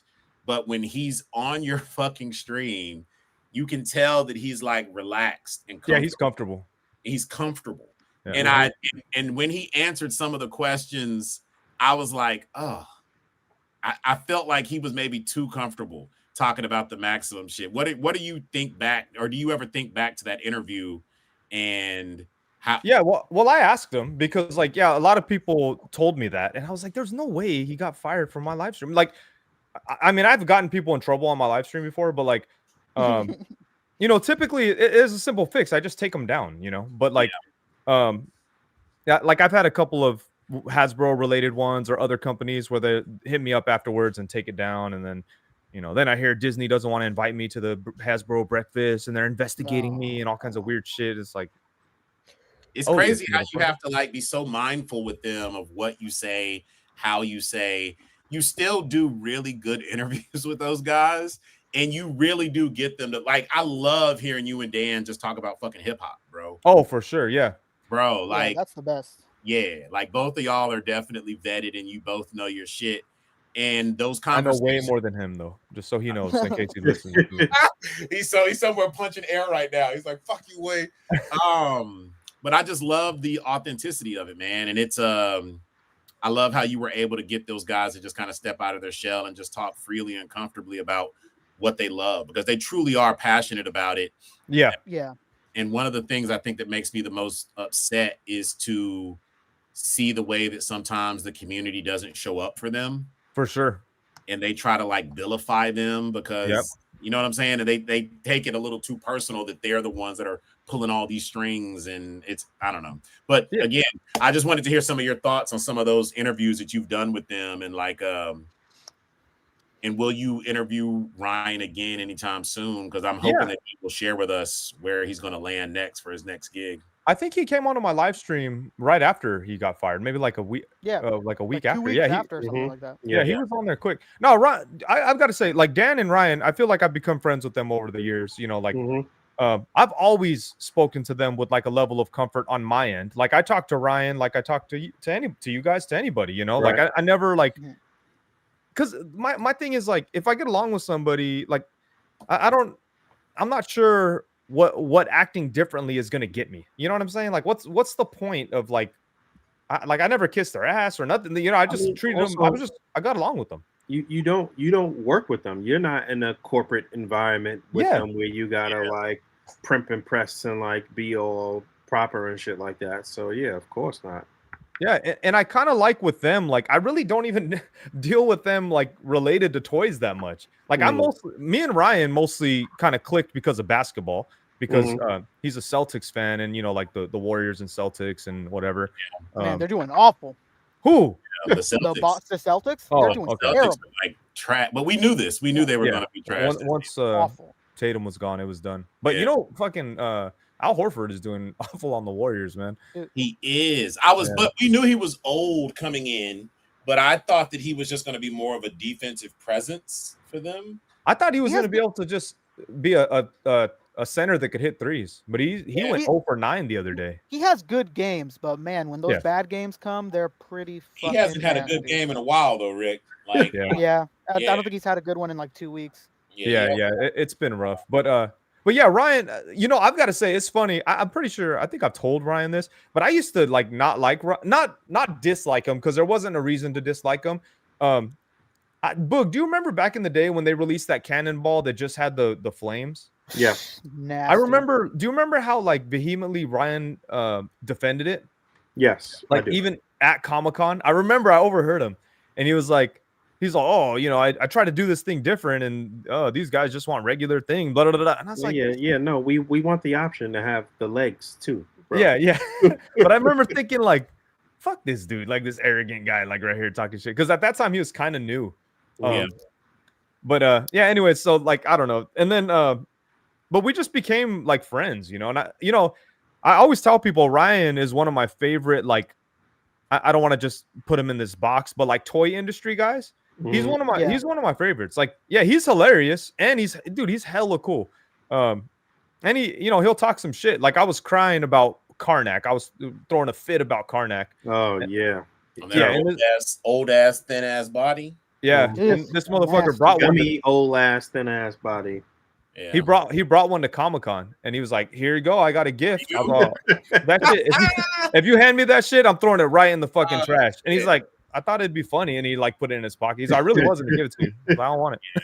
I am pretty confident that we will get a new Karnak.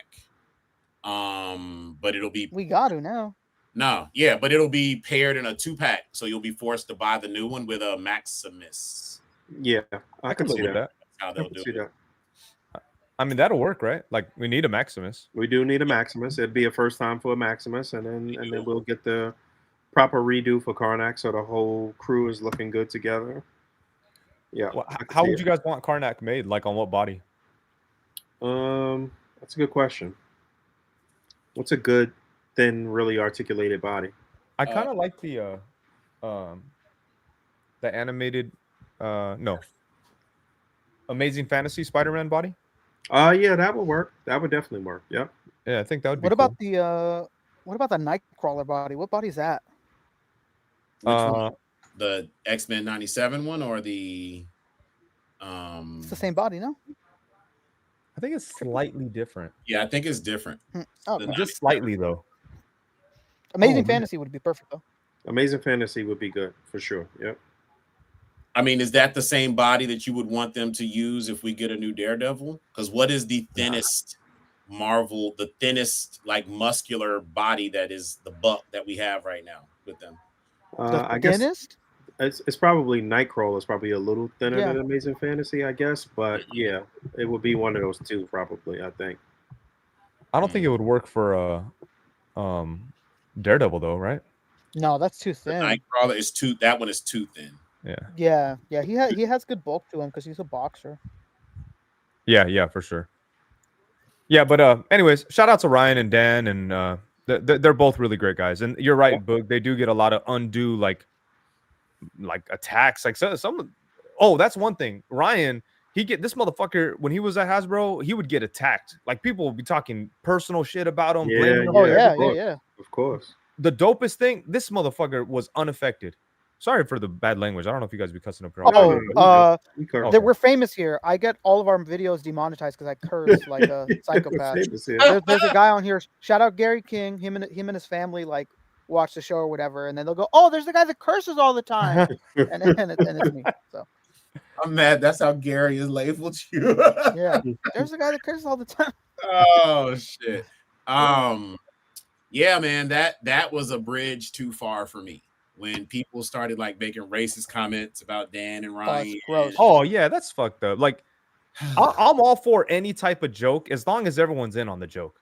Like, yeah, you know, like I make racist jokes to Dan, but like, because I know him. Like, I'm not just like I'll say it to him. I'm not saying it on the internet. Like, you know, in person, I'll be like, let's go get some egg rolls or some just dumb shit, you know. But like, I'm not online saying it when he's not talking shit back. Like, you know what I mean? Like, I don't know how to explain it. Like, yeah, I'm trying to say you joke with a friend. It's no malicious intent. It's not, you know, you're not trying to hurt this man. But yeah, there's a lot of people in our community that are pretty fucking awful when it comes to that type of stuff. That's for damn sure. Yeah, no, it's horrible. If everyone's not in the joke, it's just disrespect. Yeah. There's a line between that, and then a lot of the times, you know, it's just like people just don't understand. You joke with a homie, you don't joke with a random stranger. Like I'm not gonna go up to a random stranger and say the joke that I would say to you guys. You know, it's just it's not the same. It's not the same. Exactly. No, that's a perfect way to put it for sure. Last question for me. What was the last cool thing you bought recently, or something that you're looking forward to having that's releasing soon? You know, it's all kind of a blur these days. But I will say I got these. Oh, I got this. Boog, you have any interest in this? The Mafex? Yeah. No. No. I would have liked Hasbro to explore the AOA stuff more and better. Yeah. I do recognize that this Cyclops is nice, but to just have him as a kind of one-off, I don't need it. You know what I'm saying? They got Wolverine coming too. And yeah, I know. Nate Gray too. Yeah. The Nate Gray I might fuck with as a one-off. Okay, yeah, that makes more sense than because Nate Gray, I think he jumped into the regular. Yeah, he's in the 616. Yeah. Right. And then he became Jesus or something, right? Like something like that. Did eventually that Jesus looking like. I mean, the X-Men have had a lot of like messianic, you know, figures. Oh, yeah. You know, yeah, so, yeah, it's the thing with them. And then here's another one I picked up from Legions Con that I'm very excited for. I haven't opened it, but yeah, this thing's dope. Shit, where's the fish? Oh yeah, the fish. That fish is fire. Yeah, I think I'm gonna open this tonight. Oh, the koi fish? Yeah, Oh, yeah. that shit's so cool. That koi fish is nice. Did you get this book? No, I admire it from afar. Danny picked it up. My boy Danny LeBlanc picked it up, and no, Brad picked it up. I'm sorry. Yeah, Brad. Actually, Brad I think Danny Brad got had one two. too. Brad. Yeah, Mr. Double Up. You're talking about Harper Figs.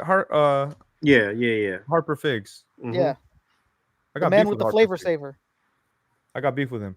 How could you have beef with good old Brad? Yeah, no, he's nice on his mustache and shit. But he sees me and he goes, "Hey Wade, I didn't recognize you. You look so short." I'm all, "What the fuck? I didn't shrink." You guys like the same height? He may be a little taller. I got bad posture. No, That's my I problem. think you tall. Well, I don't know. You know what? Brad has always got on his cowboy boots and shit. So Yeah, that's not fair, man. He got the cowboy Oh. boots on. Shit Damn. kickers. the shit kickers, right? Nah, he's great. He's great. But yeah, then he kept calling me shorty. I was like, Okay. where's this coming from? Like, it's so random. What's up, Pipsqueak? Like, what the fuck? The same height. Yeah, do you guys know the dude from I don't know if he's from Four Horsemen, but he works with them. But Greg, he's fucking 20 Hell feet yeah, tall. we know Greg. Yeah, that's our guy. Oh, That's homie. A.C.B.A, baby. Oh, he's OG. Yeah, he's funny because he's tall, man, but he likes to make sure you know he's tall. He's the fucking biggest person in the world, and he'll still make comments like, "Oh, you're looking pretty tall today," or like, "Just shut the fuck up, man. You're like a foot taller than everybody." You know what's wild? That he's tall, and he likes to let people know that he's tall because he is like a fucking giant. You know what's wild is that on Sunday, I think it was Sunday, some NBA player came into the con. Yeah. And yeah, he was taller than Greg. And I was just like, but not by a lot though. And I'm like, damn, you missed your calling, bro. Yeah, barely posted a picture of it on his Insta. I saw the guy that he was standing with.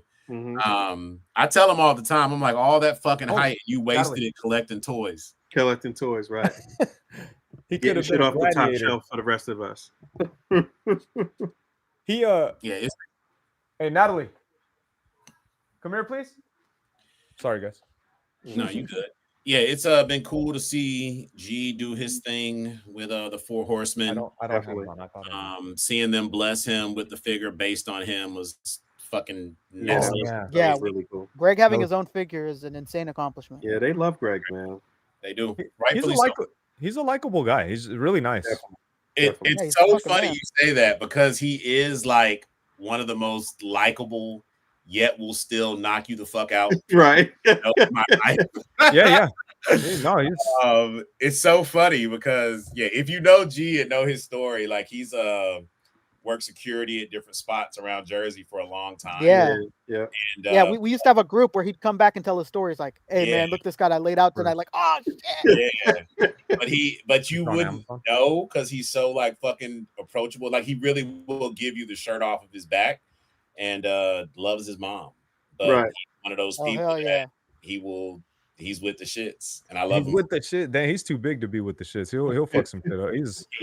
He'll cause a lot of collateral damage, I'd imagine. He will. Yeah, for a long time he was working as a bouncer, and there was some crazy stories that would come out of him working that job. 100%. Yeah, I love G. I was gonna ask you, did you get the Mythic? Who is it? Who's doing the dragon? That big ass dragon? Yeah, it's Mythic Legions. Mythic Legions. Are you fucking with the Mythic Legions dragon, Wade? It's very, very cool, but I couldn't afford to pay $600 for it. I do want to get it from Big Bad Toy Store when they have it. It's amazing for sure, but it's one of the. Have you guys seen it in person? Any of you? No. Boog has. No, wait, did I see it in person? I don't think they had it on display this year. They didn't have it at Legions Con. No, but last year they had it at Legions Con, and it was like it's such a presence, you know, like it's so beautiful. Like the detail up close is wild, man. Yeah, for sure. But it's such a it's one of those things where like we were saying with the Blackbird Boog, it's one of those things where you have to you got to dedicate your house or your some whole room to it. Portion of your house or room to that. Yeah, for sure. Yeah, you got to put it on the coffee table or something because otherwise. Yeah, it's crazy. Like shout out to Machu who bought one at Legions Con. Great. He sure did. And Machu Toy is insane. That guy's a little crazy. Yep. He's crazy. He's next level. He's him. Yeah, I spoke to One Oak Customs. He's awesome. Such a nice guy. On Thursday, and I got the details because I am gonna go ahead and bite the bullet and get the Blackbird. Oh, got him.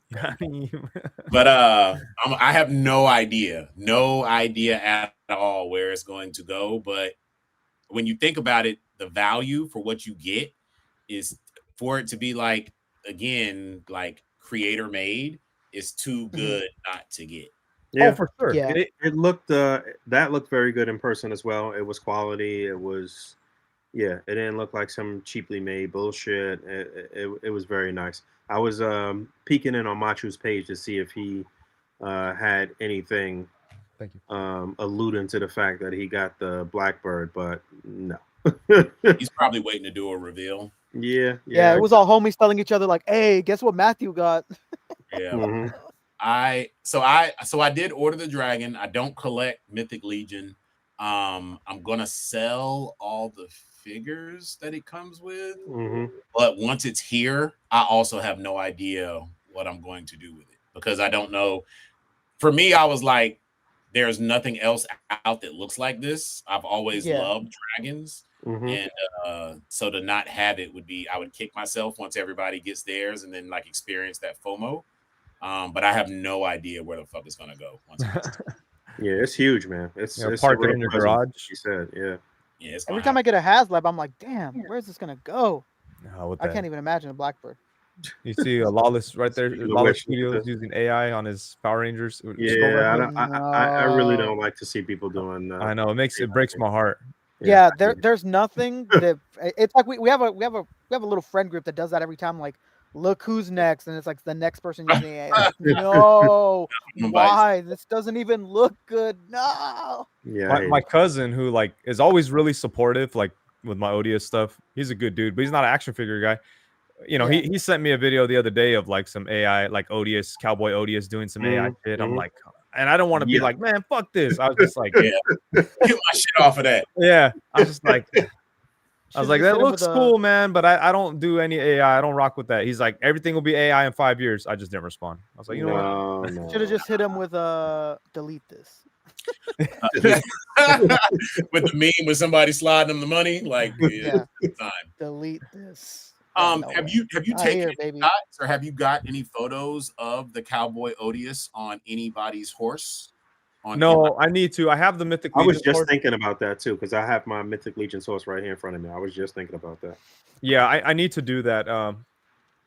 Yeah, you know, when it comes to like the Kickstarter and having like this 30-day thing, I try not to put out everything like right away. Like I'm gonna do some comparison shots with the Army Odious, with GI Joes and Junkyard Joe and this and that. And then I hadn't thought about the horse thing, but yeah, that's a good idea. That's probably maybe something I'll post the next week or following. Yeah. You have some of the Mythic Legion horses, right? I have. My daughter has one actually, and damn, My Little Pony for real. Right. I know. I got it for her because she wanted some horses. I think it was Boss Fight Studios. Was it Boss Fight Studios? Do you remember that was making that unicorn? Oh yeah. Yeah. It looked pretty cool. I was gonna get it for her, but then I lost sight of it, and then I saw the Mythic Legions one. But I have that one, and I also have the Headless Horseman one somewhere. That's what I'm looking for here. You know, now I haven't never thought about this till just now, but it's weird that with all the horses that Mythic Legion has dropped, and with them dropping this dragon, that they have not dropped a Pegasus. Man, that'd be kind of nice, but no, Boss Fight did. Who? I haven't seen Boss anybody. But they're the smaller scale. They're the hacks. Oh, stuff, okay. you know, they've done one. They've done one. Fucking hack. But having a 6-scaled Pegasus would be dope. Mythic Legion should jump on that. I'd be down for a Mythic Legion unicorn. I don't know how they'd fit it into their lore because it's so dark and crazy, but I'd buy a unicorn, a butter, like a. Nah, you gotta just tie it into. They can do. Unicorns can be dark and whatever. Remember the movie Legend? I haven't seen it, but with Tim Curry, right? Yeah, Tim Curry, Tom Cruise. Oh, that's a really good movie. They have a dark unicorn. The hacks people, they have one. Oh, okay. Like a dark Pegasus. What figures are these Transformers here? Those are blocky. Those are what's it called? Aren't those Yolo Park? Am I tripping? I thought the Yolo Park had. Those look like. And you know me, I'm blind. You know me, I'm blind as fuck. See, look in the description. Flame Toys. Oh, it's Flame Toys. Oh, it does say Flame Toys. Oh, wow. Yeah, I cannot see. You know me. I have my phone up to my face like this at all times. Boog, you're going through your. This is your Instagram. This is the A.C.B.A. Instagram. How come you follow all these hand posing motherfuckers, man? Keeping tabs on the competition. I've been going to war. I've been going to war. These are just suggested, but yeah. I mean, it's mostly regular toy photography, but yeah. No, the hand posing thing is a fun discussion. I mean, it's a thing. I originally hated it, but like what I've always maintained about it is that it is the rawest form of A.C.B.A. It's where it starts, at least for me in particular, because I always like pre-pose everything before I like sort of start setting it up in the display and so. You know, and I'm always just sitting around with a bunch of shit on the desk and posing it and whatever. It's really just you just recording yourself playing with the toy a little bit. You know what I'm saying? So it's not. I did hate it at first. I hated the idea of people just doing that and like having like 20,000 likes and shit like that. But like, you know, the people that do it and do it well, it looks fucking cool. It does look fun. It does. Yeah. Shout out so- to Lethal Collector. Yeah, shout out to Lethal Collector. Shout out Yeah, to Marvelous Action Poses. Oh, and, yeah, he does great. What's my other man? What's my other dude's name? I haven't actually. I know seen- this one guy's name on Facebook, but I don't know his Instagram tag. His name on Facebook is Roman Edward Caldwell. That guy does crazy shit. He's the one Nice. that did like the Ryu doing the Hadouken, and he did like 100 effects with him doing the Hadouken, and it went like Mm, Yeah, that's my crazy man. viral on Facebook. Shout out to Roman. I Yeah. think that the Ooh, man. hand posing is good in short format, like on shorts and on threads and shit. right. Yeah. Of course. Yeah. But I think that I wouldn't watch an entire YouTube video of somebody doing Right. No, it's perfect for, like you said, shorts and for this type of thing, quickie like little reviews and like whatever. Yeah. But yeah. Oh man, this Cyclops, man. We were talking about this. Which I think. I don't think it looks good I right love there. I don't think it looks good right there either. Yeah, it looks. Those are, Damn, odd man out, The whatever. more I see it, the more I don't like it. Like I didn't like it because of the thong, and now Oh, seeing yeah. it all stumpy and shit. Is that their Is that the Figure Arts Wolverine he was next No, That's the that's figure art in the that's the middle. Mafex Wolverine right there. It looks like. Oh, Whatever. that's Mofex Wolverine. Oh, I thought yeah, it was shiny. Cyclops. shiny shoulder pads. He little, Yeah. man. He little and stocky. yeah. Oh, yeah, he's tiny, Not- huh? It's not mean- it's not the right build for Cyclops. I mean, in if my it opinion. fits with the Wolverine that's coming, I don't see a problem. I mean, I guess it is close to the game design though. I guess he was kind of like Yeah. a little chunky in the game design, but I don't know. So does this mean that Spider-Man is going to tower over Cyclops? I don't know. Because he Good question. I don't remember, because you know what? Whenever they're next to each other in a display, like Spider-Man is sprawled out. and You know, he's not crouching. just standing in an A pose. So I don't know what the height on that is with Cyclops. Actually, Yeah, I'll I find mean, out very people like it to the tune of 6.5 thousand people on this particular post, and I Goddamn. did look at some of the comments, and people were saying that they really like it. Like, you know what I mean? he's But- got a gallery of it posed up, and it looks fantastic. He has- but he has- I he has don't that. I don't think see it it. looks good. I Yeah, don't think you it looks just- great. You're not beating. That is not beating the Marvel Legends Cyclops to me. What? Yeah. Well, just on the look, I agree. Just on the look of it. Yeah, for sure. I mean, that the figure arts one is going to be much more fun to play with. I think that's a given. The joints will be smoother and stuff. But look at them right there, Rick. What are you talking about? Yeah. I don't know. There's no way you mean, can I look see- at the figure I see arts a one big and say it looks better. I see a big square in the torso For who? For who? for the Marvel Legends. Look, I don't know. I see I'm sick a of that big big ass ass sign. square of just everything about the figure art figure. He looks blocky as fuck. Yeah. Man, Bloated. y'all don't Blocky. support men in thongs at all in this damn podcast. You guys are Yo. sick. That is straight up dad bod Cyclops. Mm. Like that is like had he raised Cable, this is what Cyclops would look like. I mean, we did it on this podcast. We compared the art from the game, and this shit looks like the game. There's Nah, not hell much no. more I All can right, want. cool. Um, But you know, you guys is real like video game lovers. I'm not a video game lover like that. Like I've gamed and whatever. But like, so this is an easy pass for me. So I don't have to love it. You know what I'm saying? So it's all good. But just upon the I like look it. right here, I don't like a short Cyclops. I don't. You know what I'm I saying? mean, if is it short if it's the right size within its own line? I mean, you know? yeah, right. That's- But still, the sculpt of this still looks stumpy. I like No it. matter what. There is no way. Damn, man. One Can of a short king Cyclops' stick up for somebody that's stumpy? I Damn. mean, there's nothing wrong with being a short king, but One of his nicknames is Slim. That I Cyclops was does look I like was you. literally just about to say that, Dave. Exactly. Yeah, Just about to see, say that. but he's not that in the game. He's not slim at all in Marvel. Yeah, I Wow, get it. He's- Wolverine's he's- there. Hey, I mean, he's bigger, but that doesn't mean the Cyclops isn't wide as hell in that game. my He's man. he's a thickie in that game. He's not Yeah. slim in that game. Man, Beast Boy makes a good point in the comment that What's he saying? I lost it, but I think he said something like it's not meant to just stand there, which yeah, even posed up, it doesn't look that great. I don't know, man. That looks good. mean, What? It looks- I like it better, and he does look better posed. I'll give him that. But he looks better than bad. He's still thick as fuck. Like I don't know. He's I a mean, little we sick. have this conversation all the time about like imports being undersized, and then because they're sized to their own like little universe of what they're doing, so they should not be compared to Marvel Legends. I get it, but I don't know.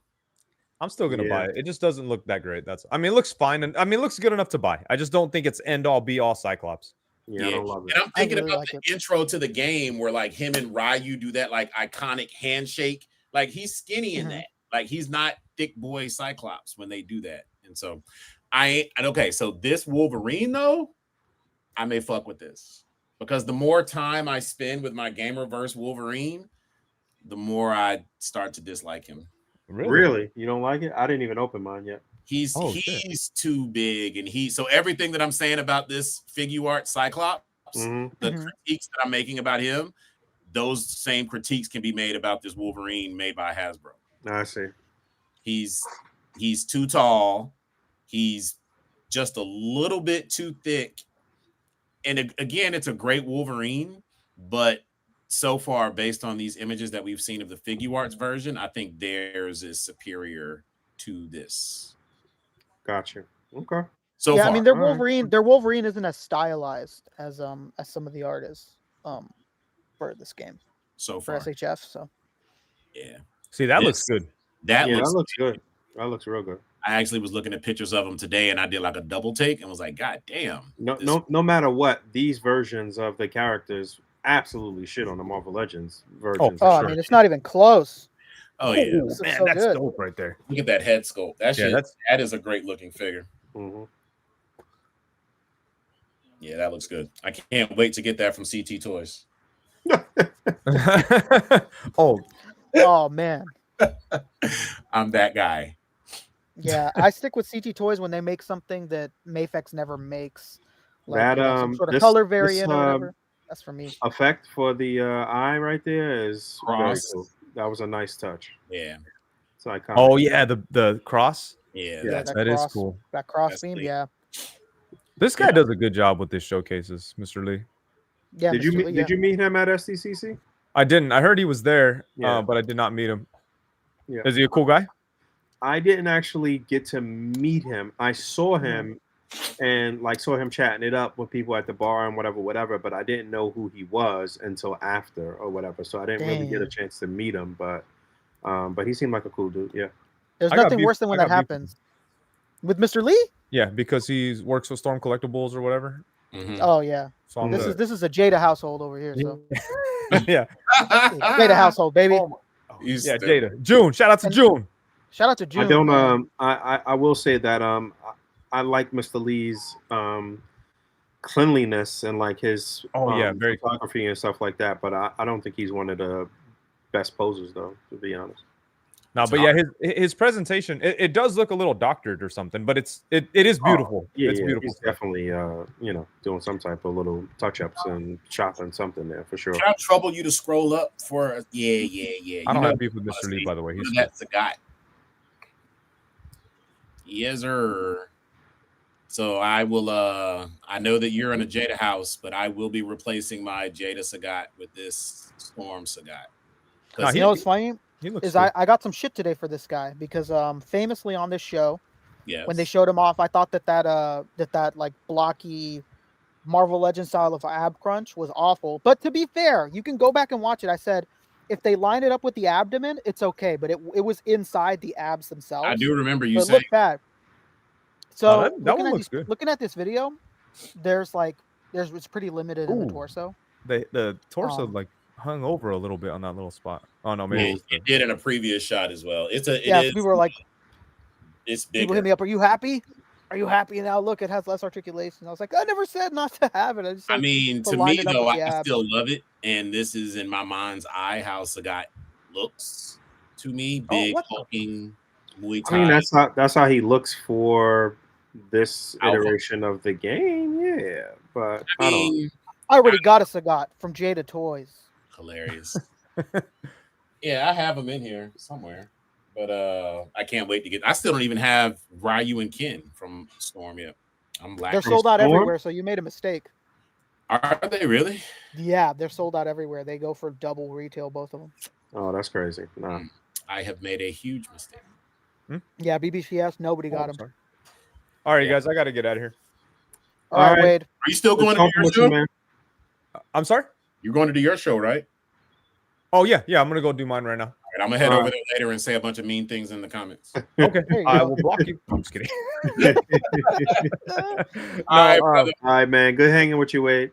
Yeah, you too, man. Thank you so much for right. letting me come on here and talk about the Kickstarter. No Everyone doubt. in the comments, please consider at least looking at the Kickstarter, see if you find anything interesting. I'd appreciate it if you backed it. If you're not in a position to back it, I totally understand. But if you could share it, that's also really, really helpful. Just a reminder, if you back it today, it doesn't charge you till December 6th. But yeah, that's all I got. And again, thank you guys so much. You're very welcome, sir. Anytime, Wade. Boog, Much it was love. awesome hanging out with you over the weekend. Same I here. tried to- Same here. Thank you. Thank you. I Yeah. will be opening my Odious. He will find a spot here in the office, and yeah, man. Cool, man. Very, I can't very wait. nice. Can't wait to hear what you think. All right. All right. See you guys later. See you. Later, Wade. Good Peace. seeing you, Later, brother. Wade. Peace. Have a good weekend, guys. You too. You too. Thank you. All right. Shout out to Wade. Shout out to Unparalleled Universe. Shout out to everybody in the chat hanging out. Again, please go support them. Even if you're not gonna, if you don't care about Odious in your world and whatever you're building in your collection, just support somebody from the community. Support somebody Yeah, that we man. fuck with on the show, a friend of the show, and let's see him be successful. Was there anything we needed to touch on real quick before we hit the top of the hour? Was there any legend No. stuff we need to touch on? I do, like I said, we double dipping this weekend. We're supposed to come back tomorrow for another show and another guest. With another Kickstarter. Hell yeah, Right, Mike. and, Wall XP, baby. Mythic and XP. we plan to talk figure art stuff heavy on tomorrow's show. So so we'll Nice. save the bulk of that for tomorrow. But is there anything in the domestic world that we need to touch on real quick? No, not that I can think of. Not that like really needs. We talked about the Kith stuff. That was like really the big thing of the week. Right, So the Kith, right. I don't think so. The only other big thing we talked about last week, but all the re-releases went up. All the weird re-release pre-orders went up.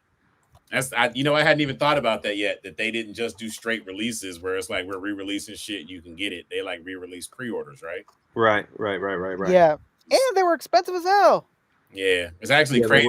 they were all more. We talked about that last Yeah, week. they're how they were all playing, man. more Yeah, expensive. we talked about it Yeah, last you week. know They're what? playing, I man. do like the Ryu with the, even though it has the Kith thing on the back. I think that's still actually kind of dope. Yeah, it's And cool. did you And get- and you know that Comic-Con exclusive Ryu is really expensive. I was gonna So, ask, you know. did you get the evil Ryu? I did. I just sold it last Hell week. yeah. Actually, I did. I sold it. Yeah, I've been putting together my little video game shelf, and I'm gonna have all the Player One colors from Jada. I'll have that whole collection together, but that's it. I don't need the all the extra colors and exclusives and stuff like that. I'm neutering myself as far as that goes. So Damn. straight. It's a sign of growth. Good job. yeah. You Are know? you doing a Marvel versus Capcom shelf?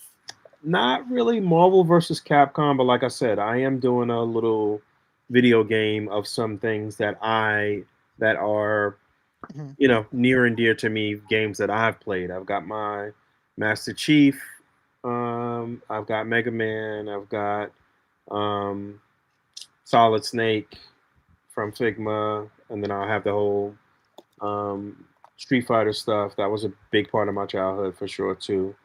So are you just incorporating all of the Gamerverse Marvel figures into your regular Marvel display? Now that I'm not going to do. I'm not going to cheat it because Marvel Legends already has a lot of real estate. But I am going to display the Gargantos there though. I will put that with them. That's the only Marvel Legends that I'm gonna put on the Gamer Show. And that does make sense, you know. Yeah. So Does make a lot of sense. So wait, hold on. Let me make sure I heard you correctly. So then where are you putting your silo? just with regular X-Men? X-Men stuff. Yeah. All right, for sure. I'm not going to use it as a gaming thing. I'm pretty happy with my HasLabs right now. I got a video I'm Yeah. gonna put out tomorrow. I did put out a quick little like 4 or 5 second thing on Instagram earlier today, showing these little pedestals that I got. I'm really happy with. those. You know what? I use those sometimes at work. Yes, that's Yeah, the proper term. I laugh because I was like, oh, look at my boy. He got his the proper term is called a plinth. yes. I did see plinth? somebody describe it in the proper terminology, and I was like, oh wow, I learned a new word today. Yeah, Okay, every time I have to say it at work, I always because it's a word that you don't say, and it right. always sounds Mhm. weird saying plinth. Hmm. And but I saw yours today, and I was like, okay, he treating this shit like a real museum in this Yes, bit. sir. All Yes, right, sir.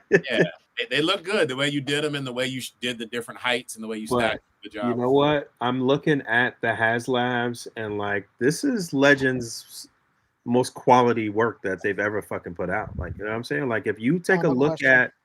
if you take a look at your Galactus and your especially Giant Man is fucking gorgeous, man. It's a Giant Man is probably their most, in my opinion, Giant Man may be their most slept on and disrespected HasLab. yeah, it's fucking gorgeous, man. It's such a beautiful figure, man. It's The so only nice. He thing that, has troubles of being a little creepy. well, that's unless you get the real eyes. Did Right, you get yeah. the real eyes?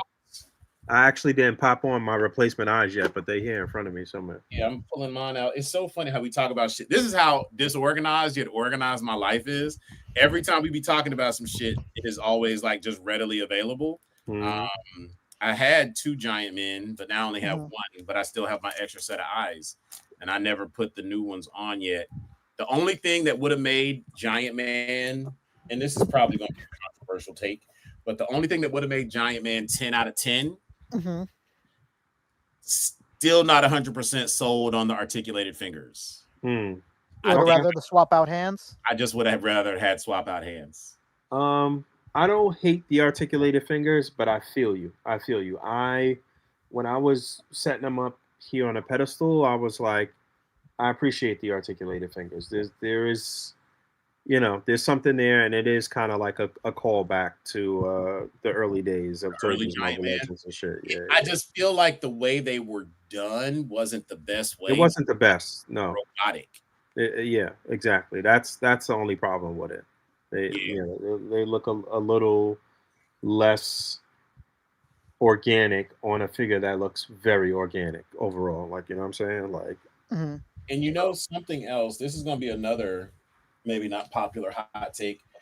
I have fallen less out of love with my Sentinel as time has gone by. you know what? I just fell back in love with them because Really? I had only opened one of the three that I originally had, Uh-huh. and I ended up selling one, and then the other day when I was setting this up, I opened up the second one, and having them together, I was like, damn, I wish I had the three to stand together. They look so imposing and like they look good. But I think you need three for them to look extra good.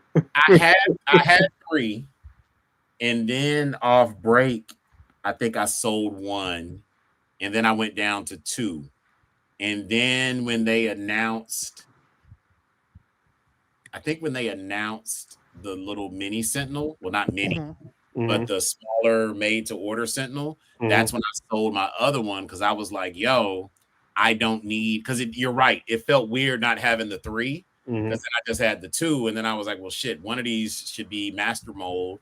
But then when I saw they were making the made to order joints, I was like, well, fuck it. Now this one will be master mold, and the other Sentinels will just be like regular Sentinels. Right, right. No, that's good.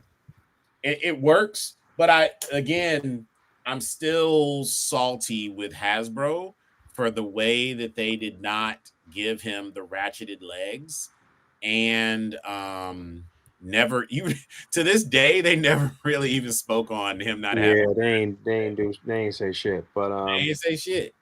I've been testing all three because I don't really have no stands on these right now, but I have distributed the weight as best as possible, and I'm feeling pretty good about it. But I am gonna do like a makeshift stand for everything, so it's all good. But if I could get another HasLab Sentinel, um, without it being, even if it's not even the full pack and it's just the Sentinel, and I'm able to score another one, I'd be happy. I'd be good with the three. I turned my camera off because I went to go get something. Have you guys done this yet? Oh, I'm trying not to spill this shit all over my computer. Have we done what? No, So I can't see what that is. it's Wolverine. Oh, in the tank. Yeah, if you have not, at your Home Depot right now, they have the little, what looks like the little tank for Weapon X. $17.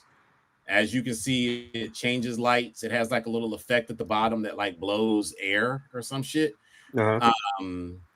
The one thing of note for this one from Home Depot is that the top of it is like enclosed. So I had to take like a drill and like drill little holes going around the circle and then pop it off to be able to fit Wolverine inside of there. Okay.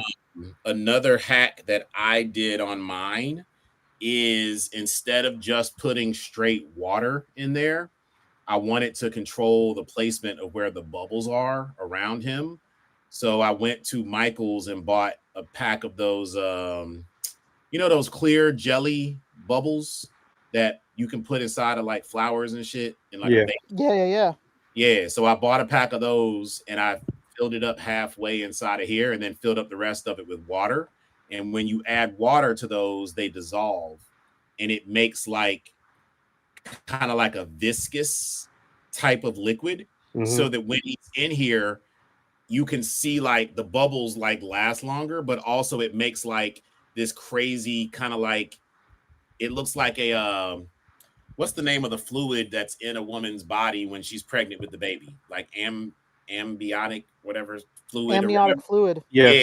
So it looks, you can see inside of the container that the water or the liquid that's in here is not just water because it's viscous. So when the little air thing moves it around, it looks like he's encapsulated in like a gel out of here. I mean, you just gonna leave the water in there though?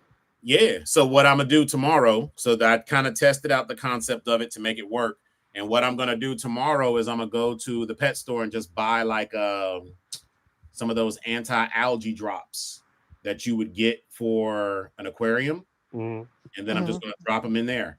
And because there's no fish or no other shit like that that's creating like waste or bacteria, once you put in the anti-algae drops, it'll be fine. And then I'll just change it if it ever gets green and shit. But this is it. This is how he lives now inside of this. All right. I mean, you could still get that same effect without the water and some like, you'd have to see it. Display bubbles or whatever too. You'd have to see it. Like I highly recommend $17 and then the pack. Yeah. I'm gonna definitely check it out. I'm gonna definitely check it out. Having the water inside of here and the way that the light hits it with the water and the bubbles, like you can't see it in here, but like there are like those little small like to scale bubbles all over his body, and it's cool. You'll see. It makes a huge difference having them in the water. My son walked in the kitchen because I was messing around with it in there, and he saw it and was like, all right, I've said this before and I'm gonna say it again. You toy collectors are like evil mad scientists. Like the stuff that y'all come up with and the stuff. He was like, I saw that. I knew exactly what it was, Dad. And that's one of the coolest things that I've seen in your collection. Yeah, that's dope. That's dope. All right, let's get the fuck up out of here. It's 10 o'clock. Yeah. Like I said, we will be back tomorrow with another special guest, and should be around the same time. If not, we'll have the placeholder there, so you guys know the time that we will go live. If it doesn't happen to be the same time as today, just watch out for the placeholder. Cool. Yeah, thanks everybody for hanging out with us this evening. Thank you for the super chats, and yeah, thanks to Wade for coming on. And again, go Yeah, shout out support to him. Wade, There'll man. be links for his Instagram and socials and Kickstarter and all of that stuff in the comments once this goes up. So replay crew, do what you do. And yeah, thanks for hanging out. Don't forget to rate, comment, and subscribe. Hit that bell down there. And until next time, goodbye. I don't even Goodbye. think we actually going anywhere, honestly. I was gonna say I don't even know if Poncho's there. He might be driving In home. the chat, he's around. You know, after Storm Pete, he comes through. So Rick, today I was sitting here. I was in between meetings, and I was like, I don't need 10 of these policemen. And so you know what it is. I took what was also bothering me was that I had spent more on the ones at Walmart. So I packed. Yeah, go return those. Yeah, I went and returned them, and I returned 2